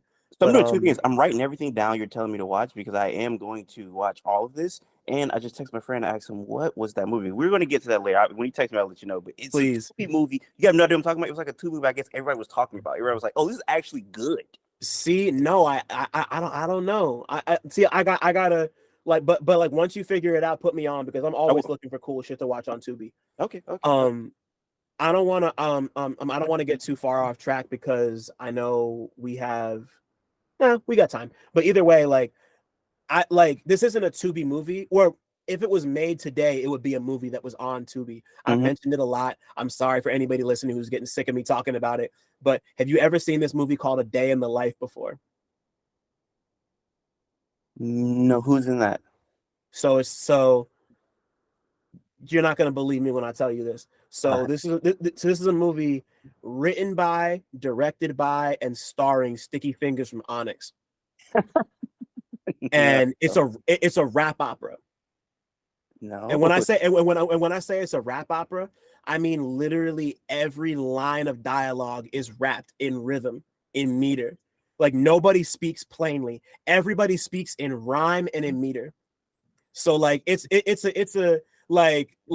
a drug mob epic that was written, directed by, and starring Sticky Fingers from Onyx. Fucking Omar Epps is in it. Okay. Michael K. Williams is in it. Corrupt is in it. I'm writing this down right now. That like Wi-Fi God put me on when I had him on like a year and a half ago. Okay. I had never seen this shit before in my life. Like the shit's gotta be 15, 20 years old. Okay. I can't remember the last time I had so much fun watching a movie. Like I couldn't tell you if it's good or bad, but you will be entertained. The Okay. whole it's so fucking crazy. Okay. Like I'm like impressed that he Okay. was able to put all of this together the way he did. But like I'm telling, like you think I'm playing? The whole thing is rapped. Every line of dialogue is like the whole thing's a song. It's crazy. I'm Like, gonna look at it. This is a day in a life, right? a day in the life. A day in a life. It was on so I saw it for the first time on Tubi because Okay. it was on Tubi. Okay. No, I lied. It was on Tubi and I missed it when it was on Tubi. So I found it on YouTube. It was on YouTube for free. Okay. But like go find it. It's like that's see when I'm talking about people making bold shit, Yeah. like I want to see something. I want to see somebody make something like that now. Like that'd be pretty fun. If it's but like it's weird because it's like funny, but it's not trying to be funny. It's Yeah. like so funny because they're trying so hard to make something Funny. like Yeah. you're like they're trying to make something like meaningful, and it's not like it's bad, but like they're trying so hard, and it's just so it's like the whole concept is so ridiculous that it's just like, man, I loved every second of it. It was so crazy. I can't wait, and it has to suck interviewing me because I feel like everybody who interviews me, I haven't done many, but it's just all over the place. Like I feel like I really derail every conversation when I talk to people, so I apologize for that. Nah, bro, this is a conversation. This is what we wanted. This is I'm not tripping at all. I found the movie, but I found the movie really quick. What movie was it? Tell me. Called Cinnamon. It's called Cinnamon. Have you heard? I mean, I haven't watched it, but I heard it has an 86% of Rotten Tomato. It was like actually like a critically acclaimed like Tubi movie. It's called Cinnamon. Let me see. See the name. I mean, like obviously the name is Cinnamon, so I know what cinnamon is. But Yeah. that sounds familiar. I see it right here. Like, oh, okay. I know what this is. Okay. Yeah. All right. Yeah. No, I'm gonna tap in because I've been looking for something to watch on Tubi anyway. I think I'm gonna watch that when I get home. Okay. Later tonight. But, and I just quickly want to say, you said Wi-Fi got to put you on something. I quickly want to see if you have ever seen this before. Have you ever seen CSA, Confederate States of America? Oh yeah, I've seen CSA. Seen that shit years ago. Great movie. Yeah, because you brought that up with somebody else recently too. I forget who it was, but you were talking. You interviewed somebody and you mentioned CSA, and I meant to bring that up, so I'm happy you brought it up. So I interviewed the guy who made that, Kevin Wilmot. So I don't know if shit. I don't know if that you probably didn't see it, but yeah, I don't know when I brought that up, but yeah, that movie, I love that movie. That's so good. Yeah, no, I love satirical, like fun, fucking like just like what if shit like that. That's like, once again, need more of that in my life. But you mentioned it to somebody. I can't remember. It might have been No Name. I think it was No Name. It was No Name, I think. But okay, since we're back at the interviews, so when did you start doing this, and when did you know that it was gonna become like more than just a hobby? Because like this is past hobby for you, man. Like you're up there with this shit. Like when did this start for you? So that was on accident, and it's literally me going to speaking of Florida rap, the Florida rap always feel like comes up in everything, a Rob Banks concert. Oh shit. Rob Banks, one of my favorite rappers of all time, funny enough. First time going to Rob Banks concert, I was in the 11th grade, and my friend, my cameraman now, he was a Wi-Fi funeral stan. Like he didn't even care about Rob. He was like, nigga, I want to see Wi-Fi. So we go there. So it was a couple of us that came, and we went to art school. I went to art school with me and this other girl, and she did visual arts. So she painted this big painting of Rob and gave it to him backstage. So we're backstage talking to them, and Wi-Fi sees me, and I have this Gucci Mane shirt on that my other friend made. It was a free Gucci shirt, and it was like a picture that he like digitalized of Gucci, and Wi-Fi was like, yo, that shirt is hard. Can I buy it off of you? And I was like, no, I don't have another shirt to wear. But my other friend who made it, he's like here. So I went to go get Nate number 8, by the way. People probably seen him on Twitter. He's like a nigga who does like funny songs or whatever. But either way, Nate, go get him. And he says, hey, can I buy the shirt off of you? He's like, I don't have any of the shirts. They're at my mom's house. So Wi-Fi Funerals is like, cool. I'll hop in the car with y'all and go to his mama house. So we're like, all right. So that's my first time being in the presence of like a rapper or whatever. So I'm like, it's kind of cool. So we like listening to Oh My Decide is around like Rodeo Drop. We're in the car like, yo, like nigga, we in the car with Wi-Fi singing Oh My Decide, and he's grabbing our phone on Snapchat. We're like, oh shit, this is cool. So we go to the gas station because he needed gas. So this is what they told me. I said, I don't remember it. But Wi-Fi was like, so what y'all do? And I don't know why I would say this because I had no aspirations of doing interviews. So I don't know why I would lie, but I guess I lied to him. I was like, oh, I do interviews. And he was like, oh, for real? You want to interview me? And I was like, yeah.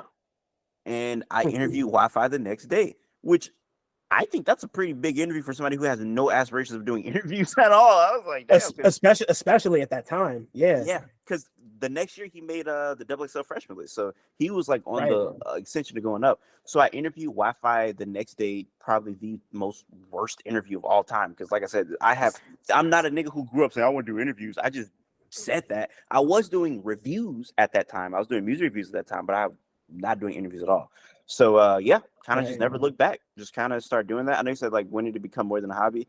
I mean, I just really started getting into it and really start liking it. And like the bigger people that like I started getting some big people, and I was like, I guess I could really start doing this because I started doing it with calling people from. I'm only in 11th grade at this time. I started calling people from my mama phone and recording the iPhone call with my phone. So I'm on FaceTime. It was real ghetto. So I'm just recording another phone, and it's really terrible. But I got really big names like doing that. Like I got Orlando Brown doing that. I got Wi-Fi doing that.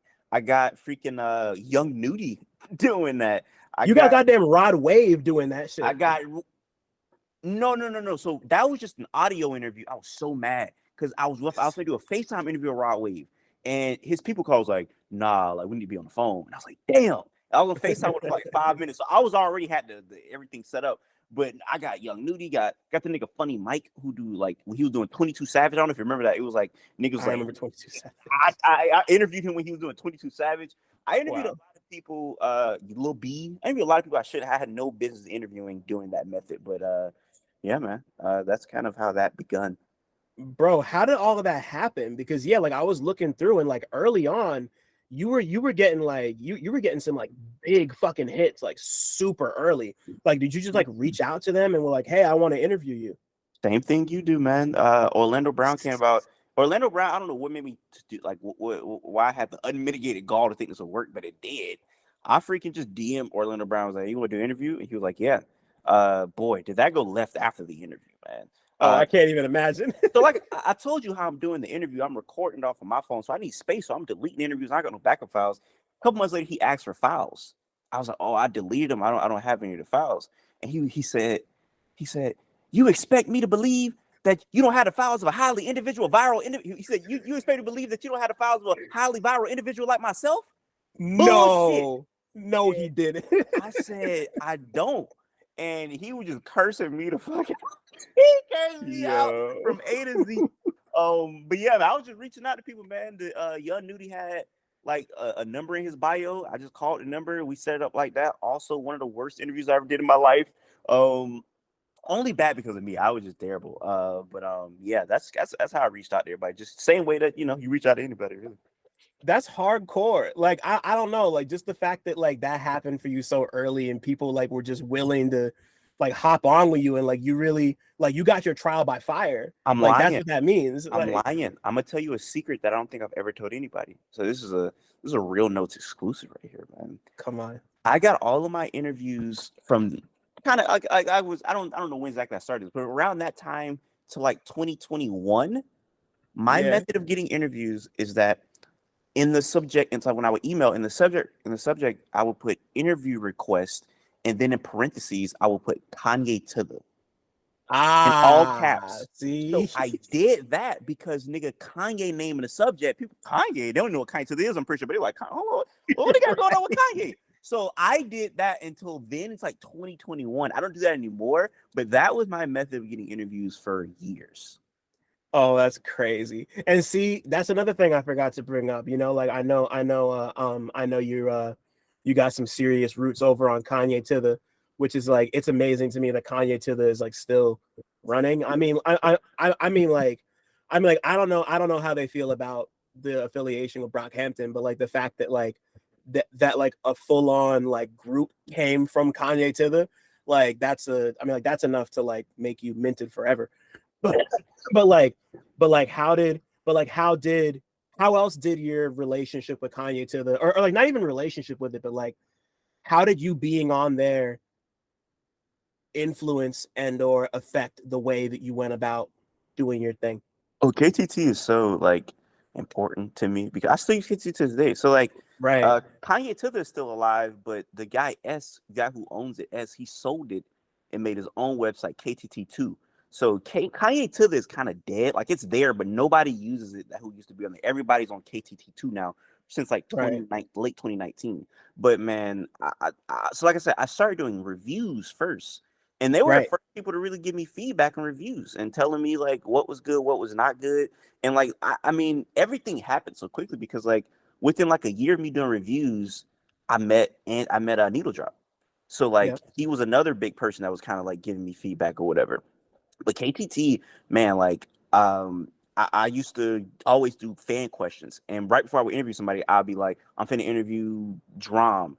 Give me some questions. So they was really feeding me questions to do in these interviews. I just told you about the Kanye Tiller method that I did.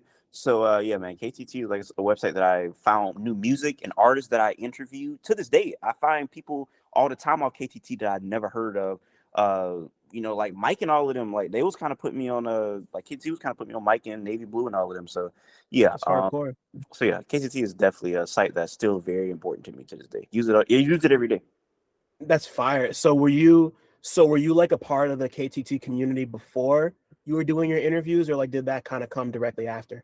No, I found out about KTT because I'll never forget. It was like on accident. Like I wanted to be on top of when Doors leaked the Earl Sweatshirt album. I didn't want to waste no time. And this one dude I remember tweeted out his name, I think on Twitter's like Rapdos or something like that. I don't even know how I even was following this dude. This is a white guy. And he was like, if anybody wants to get the Doors leak first, it's going to be on KanyeTother.com.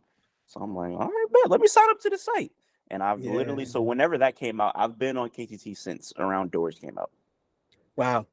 You've been around for a minute. Is that a decade? And like, almost. Yeah, 20. It's over a decade. 2013. Wow. See, I've been on KTT for over a decade. Yeah. Yeah, no, that was Doris was an important album to me too. That was like I was right. It came out right before my last year of college. Really, really, really important album to me. But as this thing you've been doing has grown, like I told you right at the top, like I'm just so impressed by like the range of people you talk to. Like you talk to a lot of musicians like across disciplines, but of course, like we're both rap heads, so like that's just kind of where it goes. But like, like you talk to comedians, you talk to doctors, professors, like you talk to a bunch of porn stars, like like hella porn stars. And just like you approach, like I was saying before, like your approach is always the same with everybody. Like you don't, like, not that people do this, but like you don't switch yourself up or anything. Like you're just you with people. And I think like I was telling you before, that's why people feel so comfortable opening up to you, because it's so genuine and you're not coming from like a, like you're curious, but you're not like malicious, and you're not like trying to like pry shit open and like get, like you're not like trying to use people. So people pick up on that pretty fast. I guess just because I'm curious, like what's your prep process like? Like, how do you go into interviews with questions, or do you just kind of like, I mean, I would imagine you don't just wing it, but like, what's your prep process like? I'm so curious. I mean, there has been times where I winged it, which I'll get into, but like for the most part, yeah, for the most part, yeah. I mean, you got to sometimes, but it's been like, so I'll give you two great examples. I'll give you No Name and Kevin Gates, because those are very two opposite interviews on how I approached them. So No Name interview came about because I had COVID and she DM'd me. No idea that she even like, she's like, man, I love this review. Like, you want to interview me? I'm like, nigga, what do you think? Like, yes, I want to interview you. No Name. Like, the fuck? So I had COVID. So I told her I had COVID. I need to kind of like get good. But like when I am, I'm going to interview you. So I took all that COVID time to kind of just do a bunch of. I was already a fan, but just to watch interviews I've never seen for her. Like she got like a Trevor Noah interview, so I like to watch interviews of other people to see because because like somebody may ask a question, but they may not go into detail about the answer, and I'm like, oh, Right. so, you know what I'm saying? Because a nigga might ask like, so what did you do growing up? Like, oh, I played basketball and I did this. I love basketball, so it's like, oh, like, did you take it serious? You play high school, so like, you know what I'm saying? I just spawn off more stuff like Mm-hmm. that. So I watch interviews. I look up, probably get my Nardwar bag. You know what I'm saying? I got an interview tomorrow where I was trying to find this girl, like she was like featured on something. So I typed it in on Twitter, but then I ended up finding out she applied to go to this college she never went to. So I'm gonna try to surprise her with some like Narwhal type stuff. Like, hey, so do you try to apply to this college? So like it's just random stuff. Like I'm trying to find stuff that nobody's ever asked you before. I'm trying to ask people I know that are bigger fans of me, hey, like what's something that I need to go ask? So I'm just like all over the place. So that's kind of how I did my prep for No Name. I even was like not reading but skimming through some of the books in her book club just to kind of get some ideas. So I'm really trying to like go all in, definitely for an interview like that.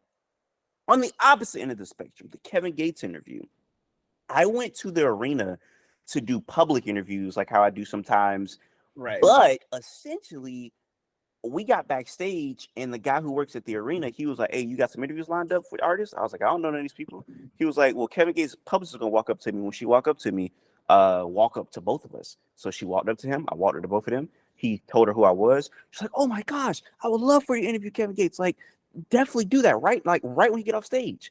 So I go back to my cameraman. I'm like, bro, we got a Kevin Gates interview. I don't have any questions prepared for him at all. Like, I didn't come here to do that. So that interview that I did with Kevin Gates, that's all off the top of my head. That is no prep. That is nothing, no type of anything going into that.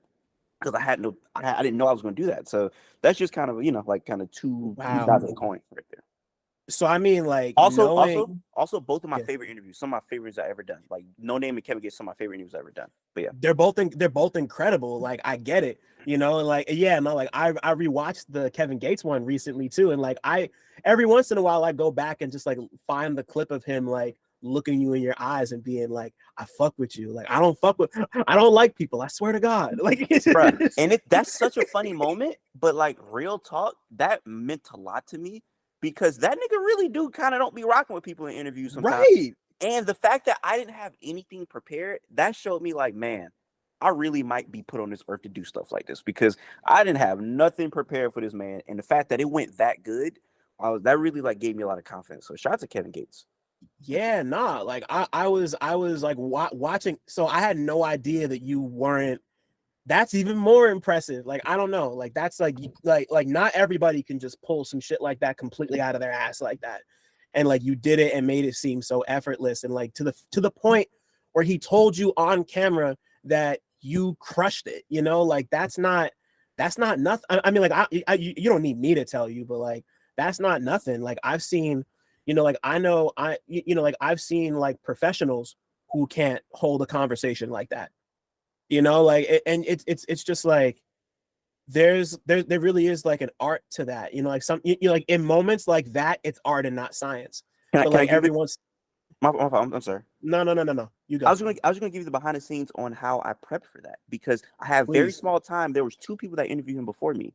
The first person I seen him interviewing him, they asked about like he has like a suicide type of something that to help prevent suicide. He has some type of thing to like help combat suicide and bullying. And when they asked that, his publicist went, yes, like yes, they asked about that. So I said, okay. So let me try to take it into like a very psychological perception. Another person interviewed him. Boy, oh boy, did that interview stink very bad. It was not good. So I said, let me ask nothing this nigga just asked. So now it's my time. And I grew up listening to Kevin Gates. And I know that he got a degree in psychology. I just graduated. But before that, I mean, during that time, I was right about to graduate from psychology. So I'm like, let me talk about things from a more, because Kevin Gates looks at himself as very intellectual. So I'm like, let me have one of these type of conversations where we're talking about psychology, where we're talking about health, where we're talking about this, because I know that's what's going to stimulate his brain. So that's kind of the 5 minutes that I did have to kind of look at the other interviews, about 5-10 minutes. That's what I'm thinking about at that time. Like, okay, Hugh got the good to this, but he didn't react good to that question. So let me kind of add that in my arsenal. Just kind of, you know what I'm saying? I didn't want to go there just half baked because I really had nothing already. So I'm like, let me make sure I really get this man like a good time with his interview. So I'm glad he enjoyed it. And I'm glad people like you did. That interview holds a very special place in my heart because of the lack of preparation that I had. Bro, that's journalism. Like what you just said is journalism. Like you just kind of like, just like environmental awareness and just like picking up and taking notes. And like, like there have been so many times where I've been thrown into similar situations where it's just like I have little or no time to prep for a thing. Like one of the first on-camera interviews I ever did for my first job, I didn't know I was doing it until 90 minutes before I was going to do it. So I barely had time to listen to the album, and I barely had time to like look into the people's history. So I had to like mainline a bunch of music and just go look up everything I could find. It was with Krondon and Shafiq Hussein. They had a group back in the day on Stone's Throw called White Boys. And like my boss was like, "Hey, I can't interview them. You got to do it." I was like, "When is it happening?" He's like, "At like 4:00." It was like 2:30. I was like, "Okay, so I guess I got to go prep for this interview now." And like I just threw together a bunch of questions. Like I think I had asked them because there's a movie called White Boys that's kind of sort of like Malibu's Most Wanted, where it's like about like a bunch of white dudes who like act black or whatever. But like I asked them like if they'd ever seen the movie White Boys, and that's how we started the conversation off. And then from there, I just kind of went off the top about everything I was able to ascertain about them as musicians. Like, of course, like Krondon's a part of Strong Arm Steady, and like, of course, like he's got albinism, and there's like a lot of really, luckily they were interesting enough as individuals that I was able to kind of spitball and like, go off the basic shit that I'd seen from the album and the videos. Like it was, but like sometimes, like in our field, you do just get tossed these opportunities that you have no idea what they're going to be. And you just got to figure it out in real time. And like, that's how you can separate the real from not the fake, but like, if you can, but if you can pull some shit off like that, you're meant to do this. Like if you can pull it off and make it look good, like there have been, like it's just crazy to me how that's just not an easy thing to do. So anybody who's thrown into the fire like that and comes out not burned is like you're here, like you're verified. Like and I just had to do it again on the 30th when I interviewed are you familiar with Boss Man D-Lo? Oh yeah, I know Boss Man D-Lo. So this is right before the viral freestyle that he did, because he did it in Jacksonville. It was right before he did that, or right after he did that, excuse me. I had interviewed him, and I had no idea I was going to interview Boss Man D-Lo. So right. I just had to freestyle that too. So I'm just kind of realizing like you got to be strapped up at all times. You know what I'm saying? You can't get caught lacking. So I'm ready at all times. If somebody, hey, it's a guy down there. It's fucking Jesus down there. You want to interview him? Yes, I want to interview Jesus. I didn't know I was gonna do it, but let's go. You know what I'm saying? So I'm ready. Yeah, I'm ready. Yeah, no, you gotta be. Yeah, you gotta stay ready, so you don't gotta get ready. All that shit. And yeah, since we're here, to kind of wrap this up. Yeah. Like of course, like you also write. Like you've been published on Complex. You wrote this really great piece on Florida rappers that I thought was super duper dope.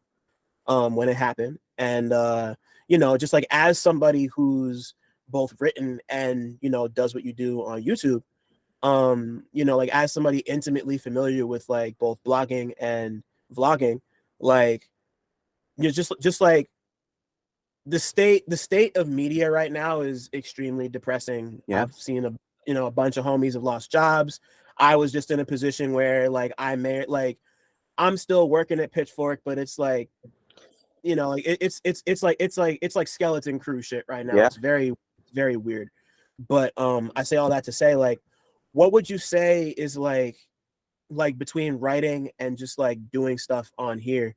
Like, what would you say is like the biggest similarities and the biggest differences between writing and like documenting for video?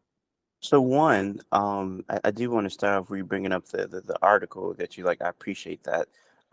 Another Real Note exclusive right here. Dateline was going to do an episode about Jacksonville rap, and they wanted me to be on it. Never did. Damn. They never did the Oh. episode. Fucking I seen ABC fucking in the hell. I'm like, ABC, what the hell is this?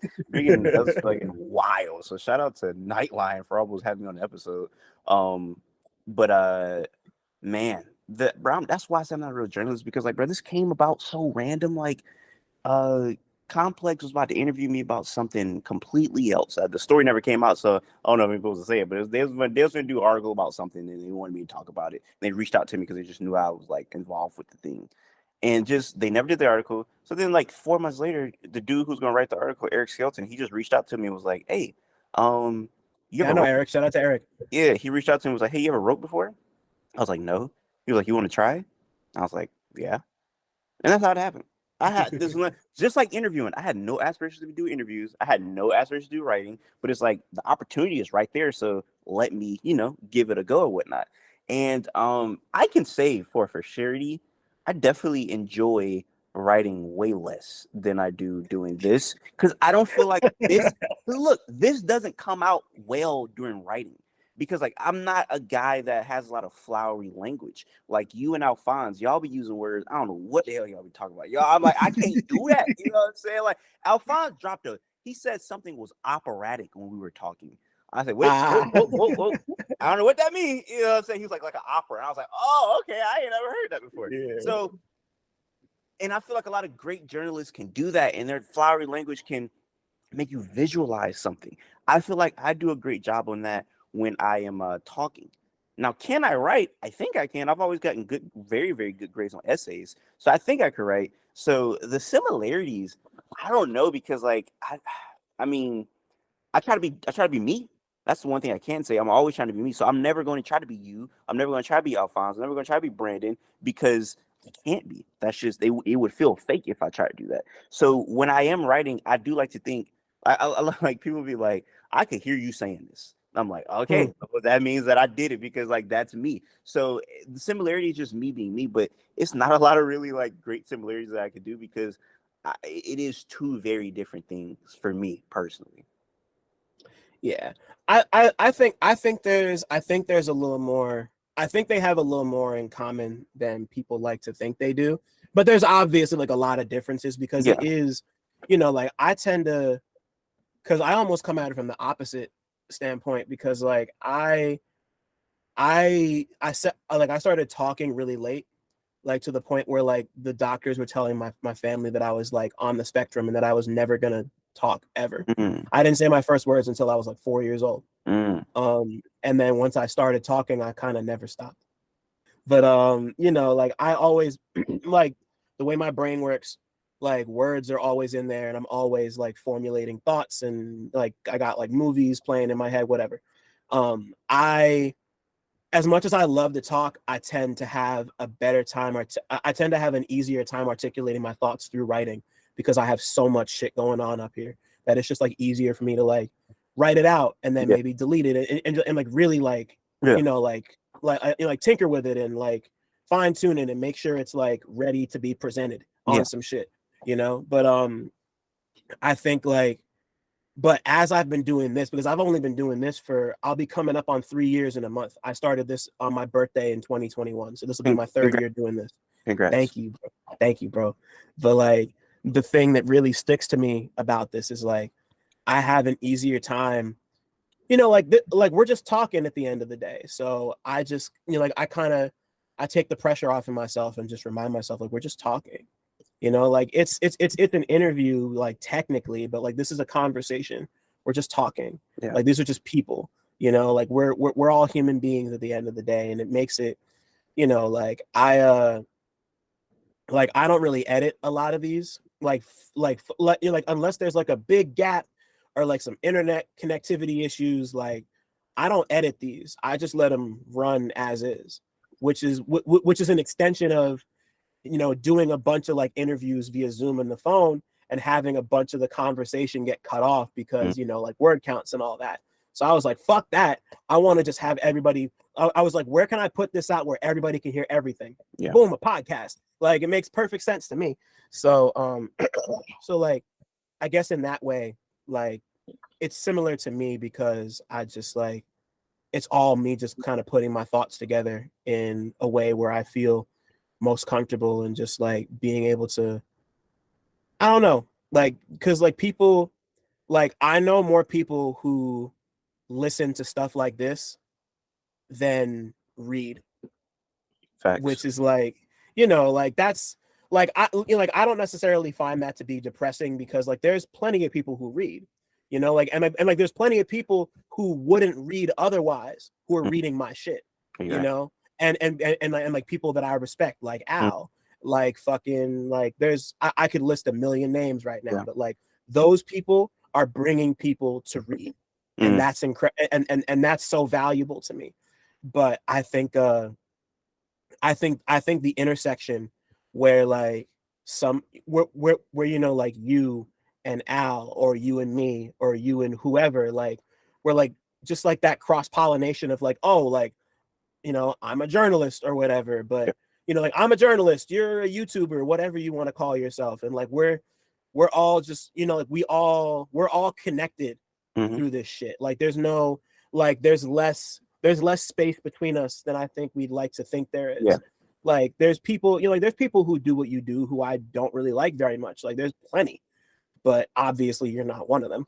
But like it's just I'm just always interested in, like this is all about like Real Notes is all about intersections, and I'm interested in intersections. I'm interested in where things meet, whether that's like within a genre of music, within two different forms of media, within two different kinds of people. Like I'm interested, like you, I'm interested in like the middle ground. I'm not necessarily interested in everyone's perspective. I think there are some people who don't need to have their perspectives put out in the world. Agreed. But I learned that. like, I quickly want to say I learned that because I'm not gonna lie. I yeah, haven't said this, but like I got to a point where like I was like, man, I'll interview anybody, even if they have like further like opinions of me. Like I could like debate them and like I could like do that. But I was like, why am I doing that? I was like, all right. Like it was a point in time where I was in yeah, that like, bag, but then I stopped myself. So I'm there. Like yeah, not everybody need to yeah, have their it's opinion platformed.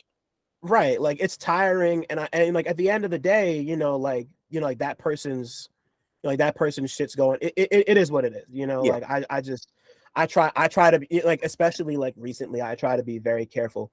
I've had some situations go left that I won't talk about on camera, Okay. but Definitely yeah, off no. camera. I'm nosy. I need to head off camera. You gotta tell Yeah, no, I'm gonna definitely tell you off camera, but like it's all just like I'm just interested in those intersections, and I think it's really dope to see all of them come together, and just like this is all like a big ass ecosystem, Yeah. and we all gotta deal with each other no matter what. So Hey man, I feel you, man. I'll leave you with this, man. I mean, talking about like stuff going wrong. I mean, I never interviewed this nigga, but like I know the feeling. Like if I like somebody, I'm gonna push them to the moon.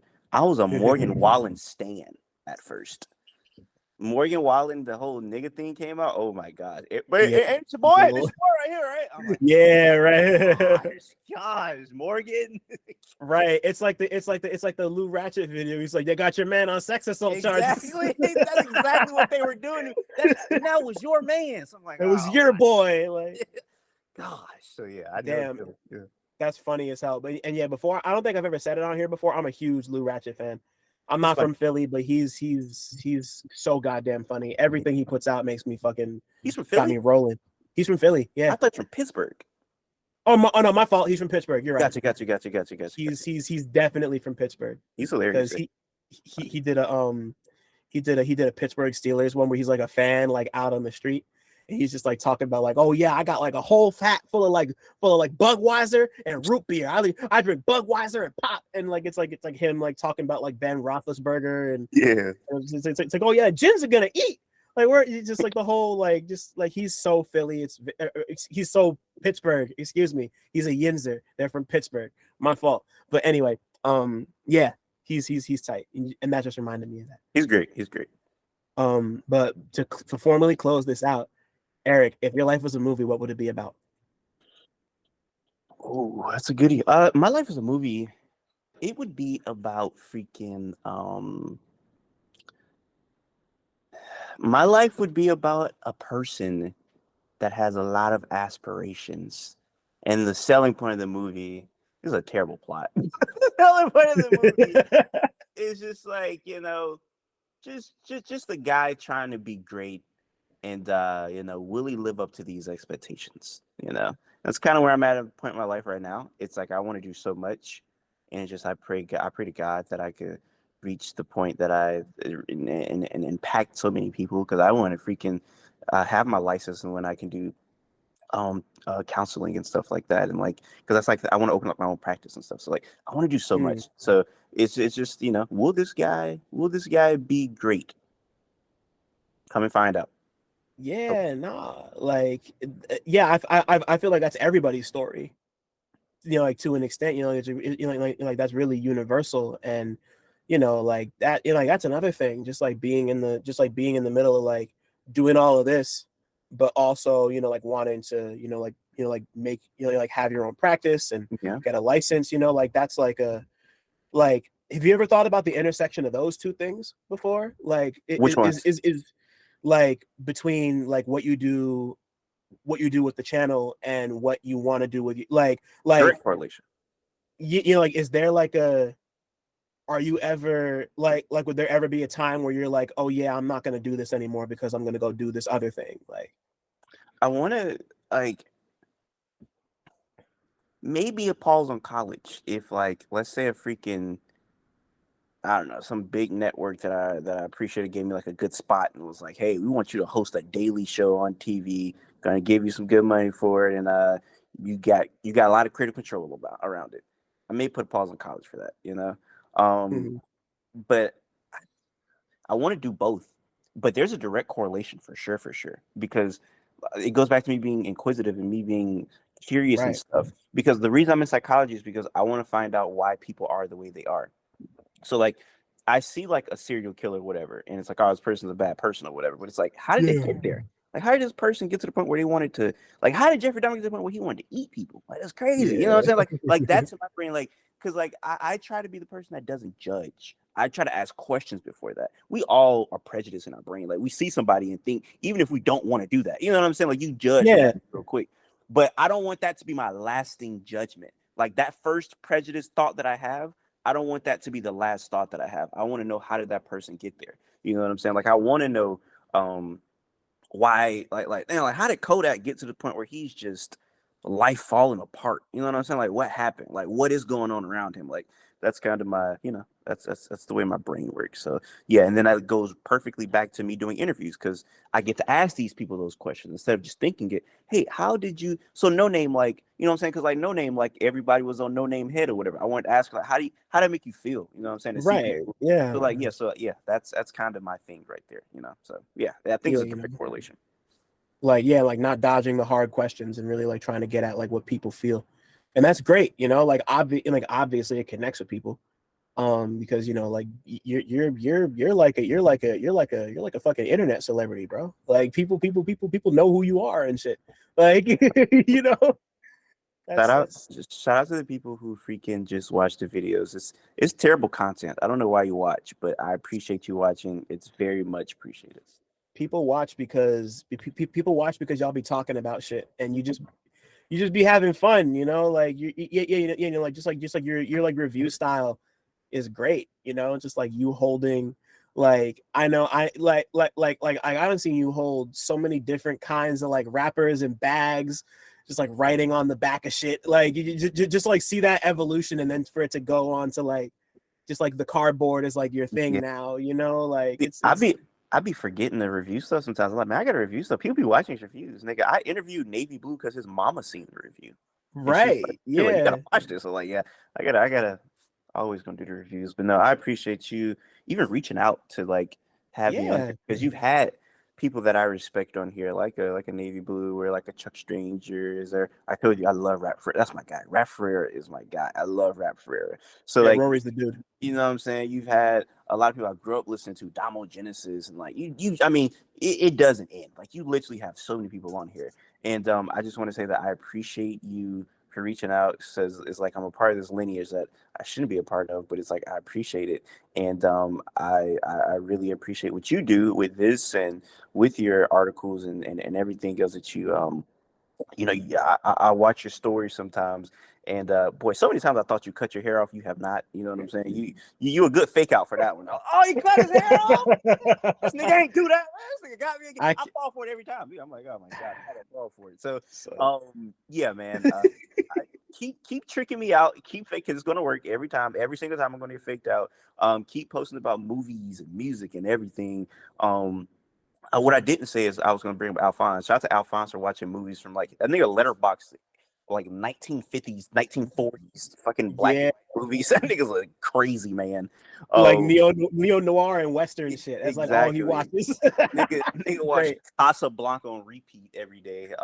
So yeah, shout out to him. But no, once again, I do really want to thank you for having me on here. And I apologize for my brain just being scattered all over the place. But I really thank you, man. It's my pleasure, bro. Like, this is something I've been wanting to make happen for a while, and it just felt like time, you know. And before we close, I wanted to my favorite review you've ever done for anything is how much you freaked out about Bruce Wolf's verse on the Alchemist Project. Like the one bit that always gets me is the fucking Bam Out of Bayou line. You lost your fucking mind when you put that shit together. There's a lot of things out of Bayou. You know, Bam. Just he's so crazy, man. Wolf is one of the ones I love. If he's listening, I love Bruiser Wolf. He's amazing. Shout out to Wolf. I freaked out because I'm like, oh man, this is what I've been looking for, you know, because I like sugar free a lot, and he has that sugar free type style. And Rap Ferrer is also cut from that sugar free silk. If you really listen to what he's rapping, it's like in that same. I didn't realize that until he told me he liked sugar free. So I think just hearing that, I'm like, man. And by the time I had heard that, I was already doing little videos on my Instagram where I'm doing the Pimp Daddy Eric raps or whatever, where I'm dressed as a pimp rapping, or I'm just impersonate sugar free. So when I heard that, I'm like, this is what I've been looking for. So yeah, he's great, man. Shout out to It was just great because I could see you like becoming a fan in real time. You know, like that's what made that so special to me. It's just like I was watching someone with like good taste like discover something that was gonna further that taste, and it just bloomed organically, and it's just funny. Like you're just funny, bro. Like you're funny. Like thank you. I've had people send me your shit, and we've had like full conversations like about it. So yeah, you're funny, man. Like you keep doing your thing, and like thank you for like even like rating and seeing me, you know. Like I feel like I'm still kind of getting my feet wet in a lot of ways, even though like things are happening. But it's just like, you know, I didn't come in it to do this, so this is still, I'm still kind of finding my place here. But I'm just happy anybody cares. Hey, I'm here along the journey, man. I'm here watching it, man. So I can't wait to see what you got going on next.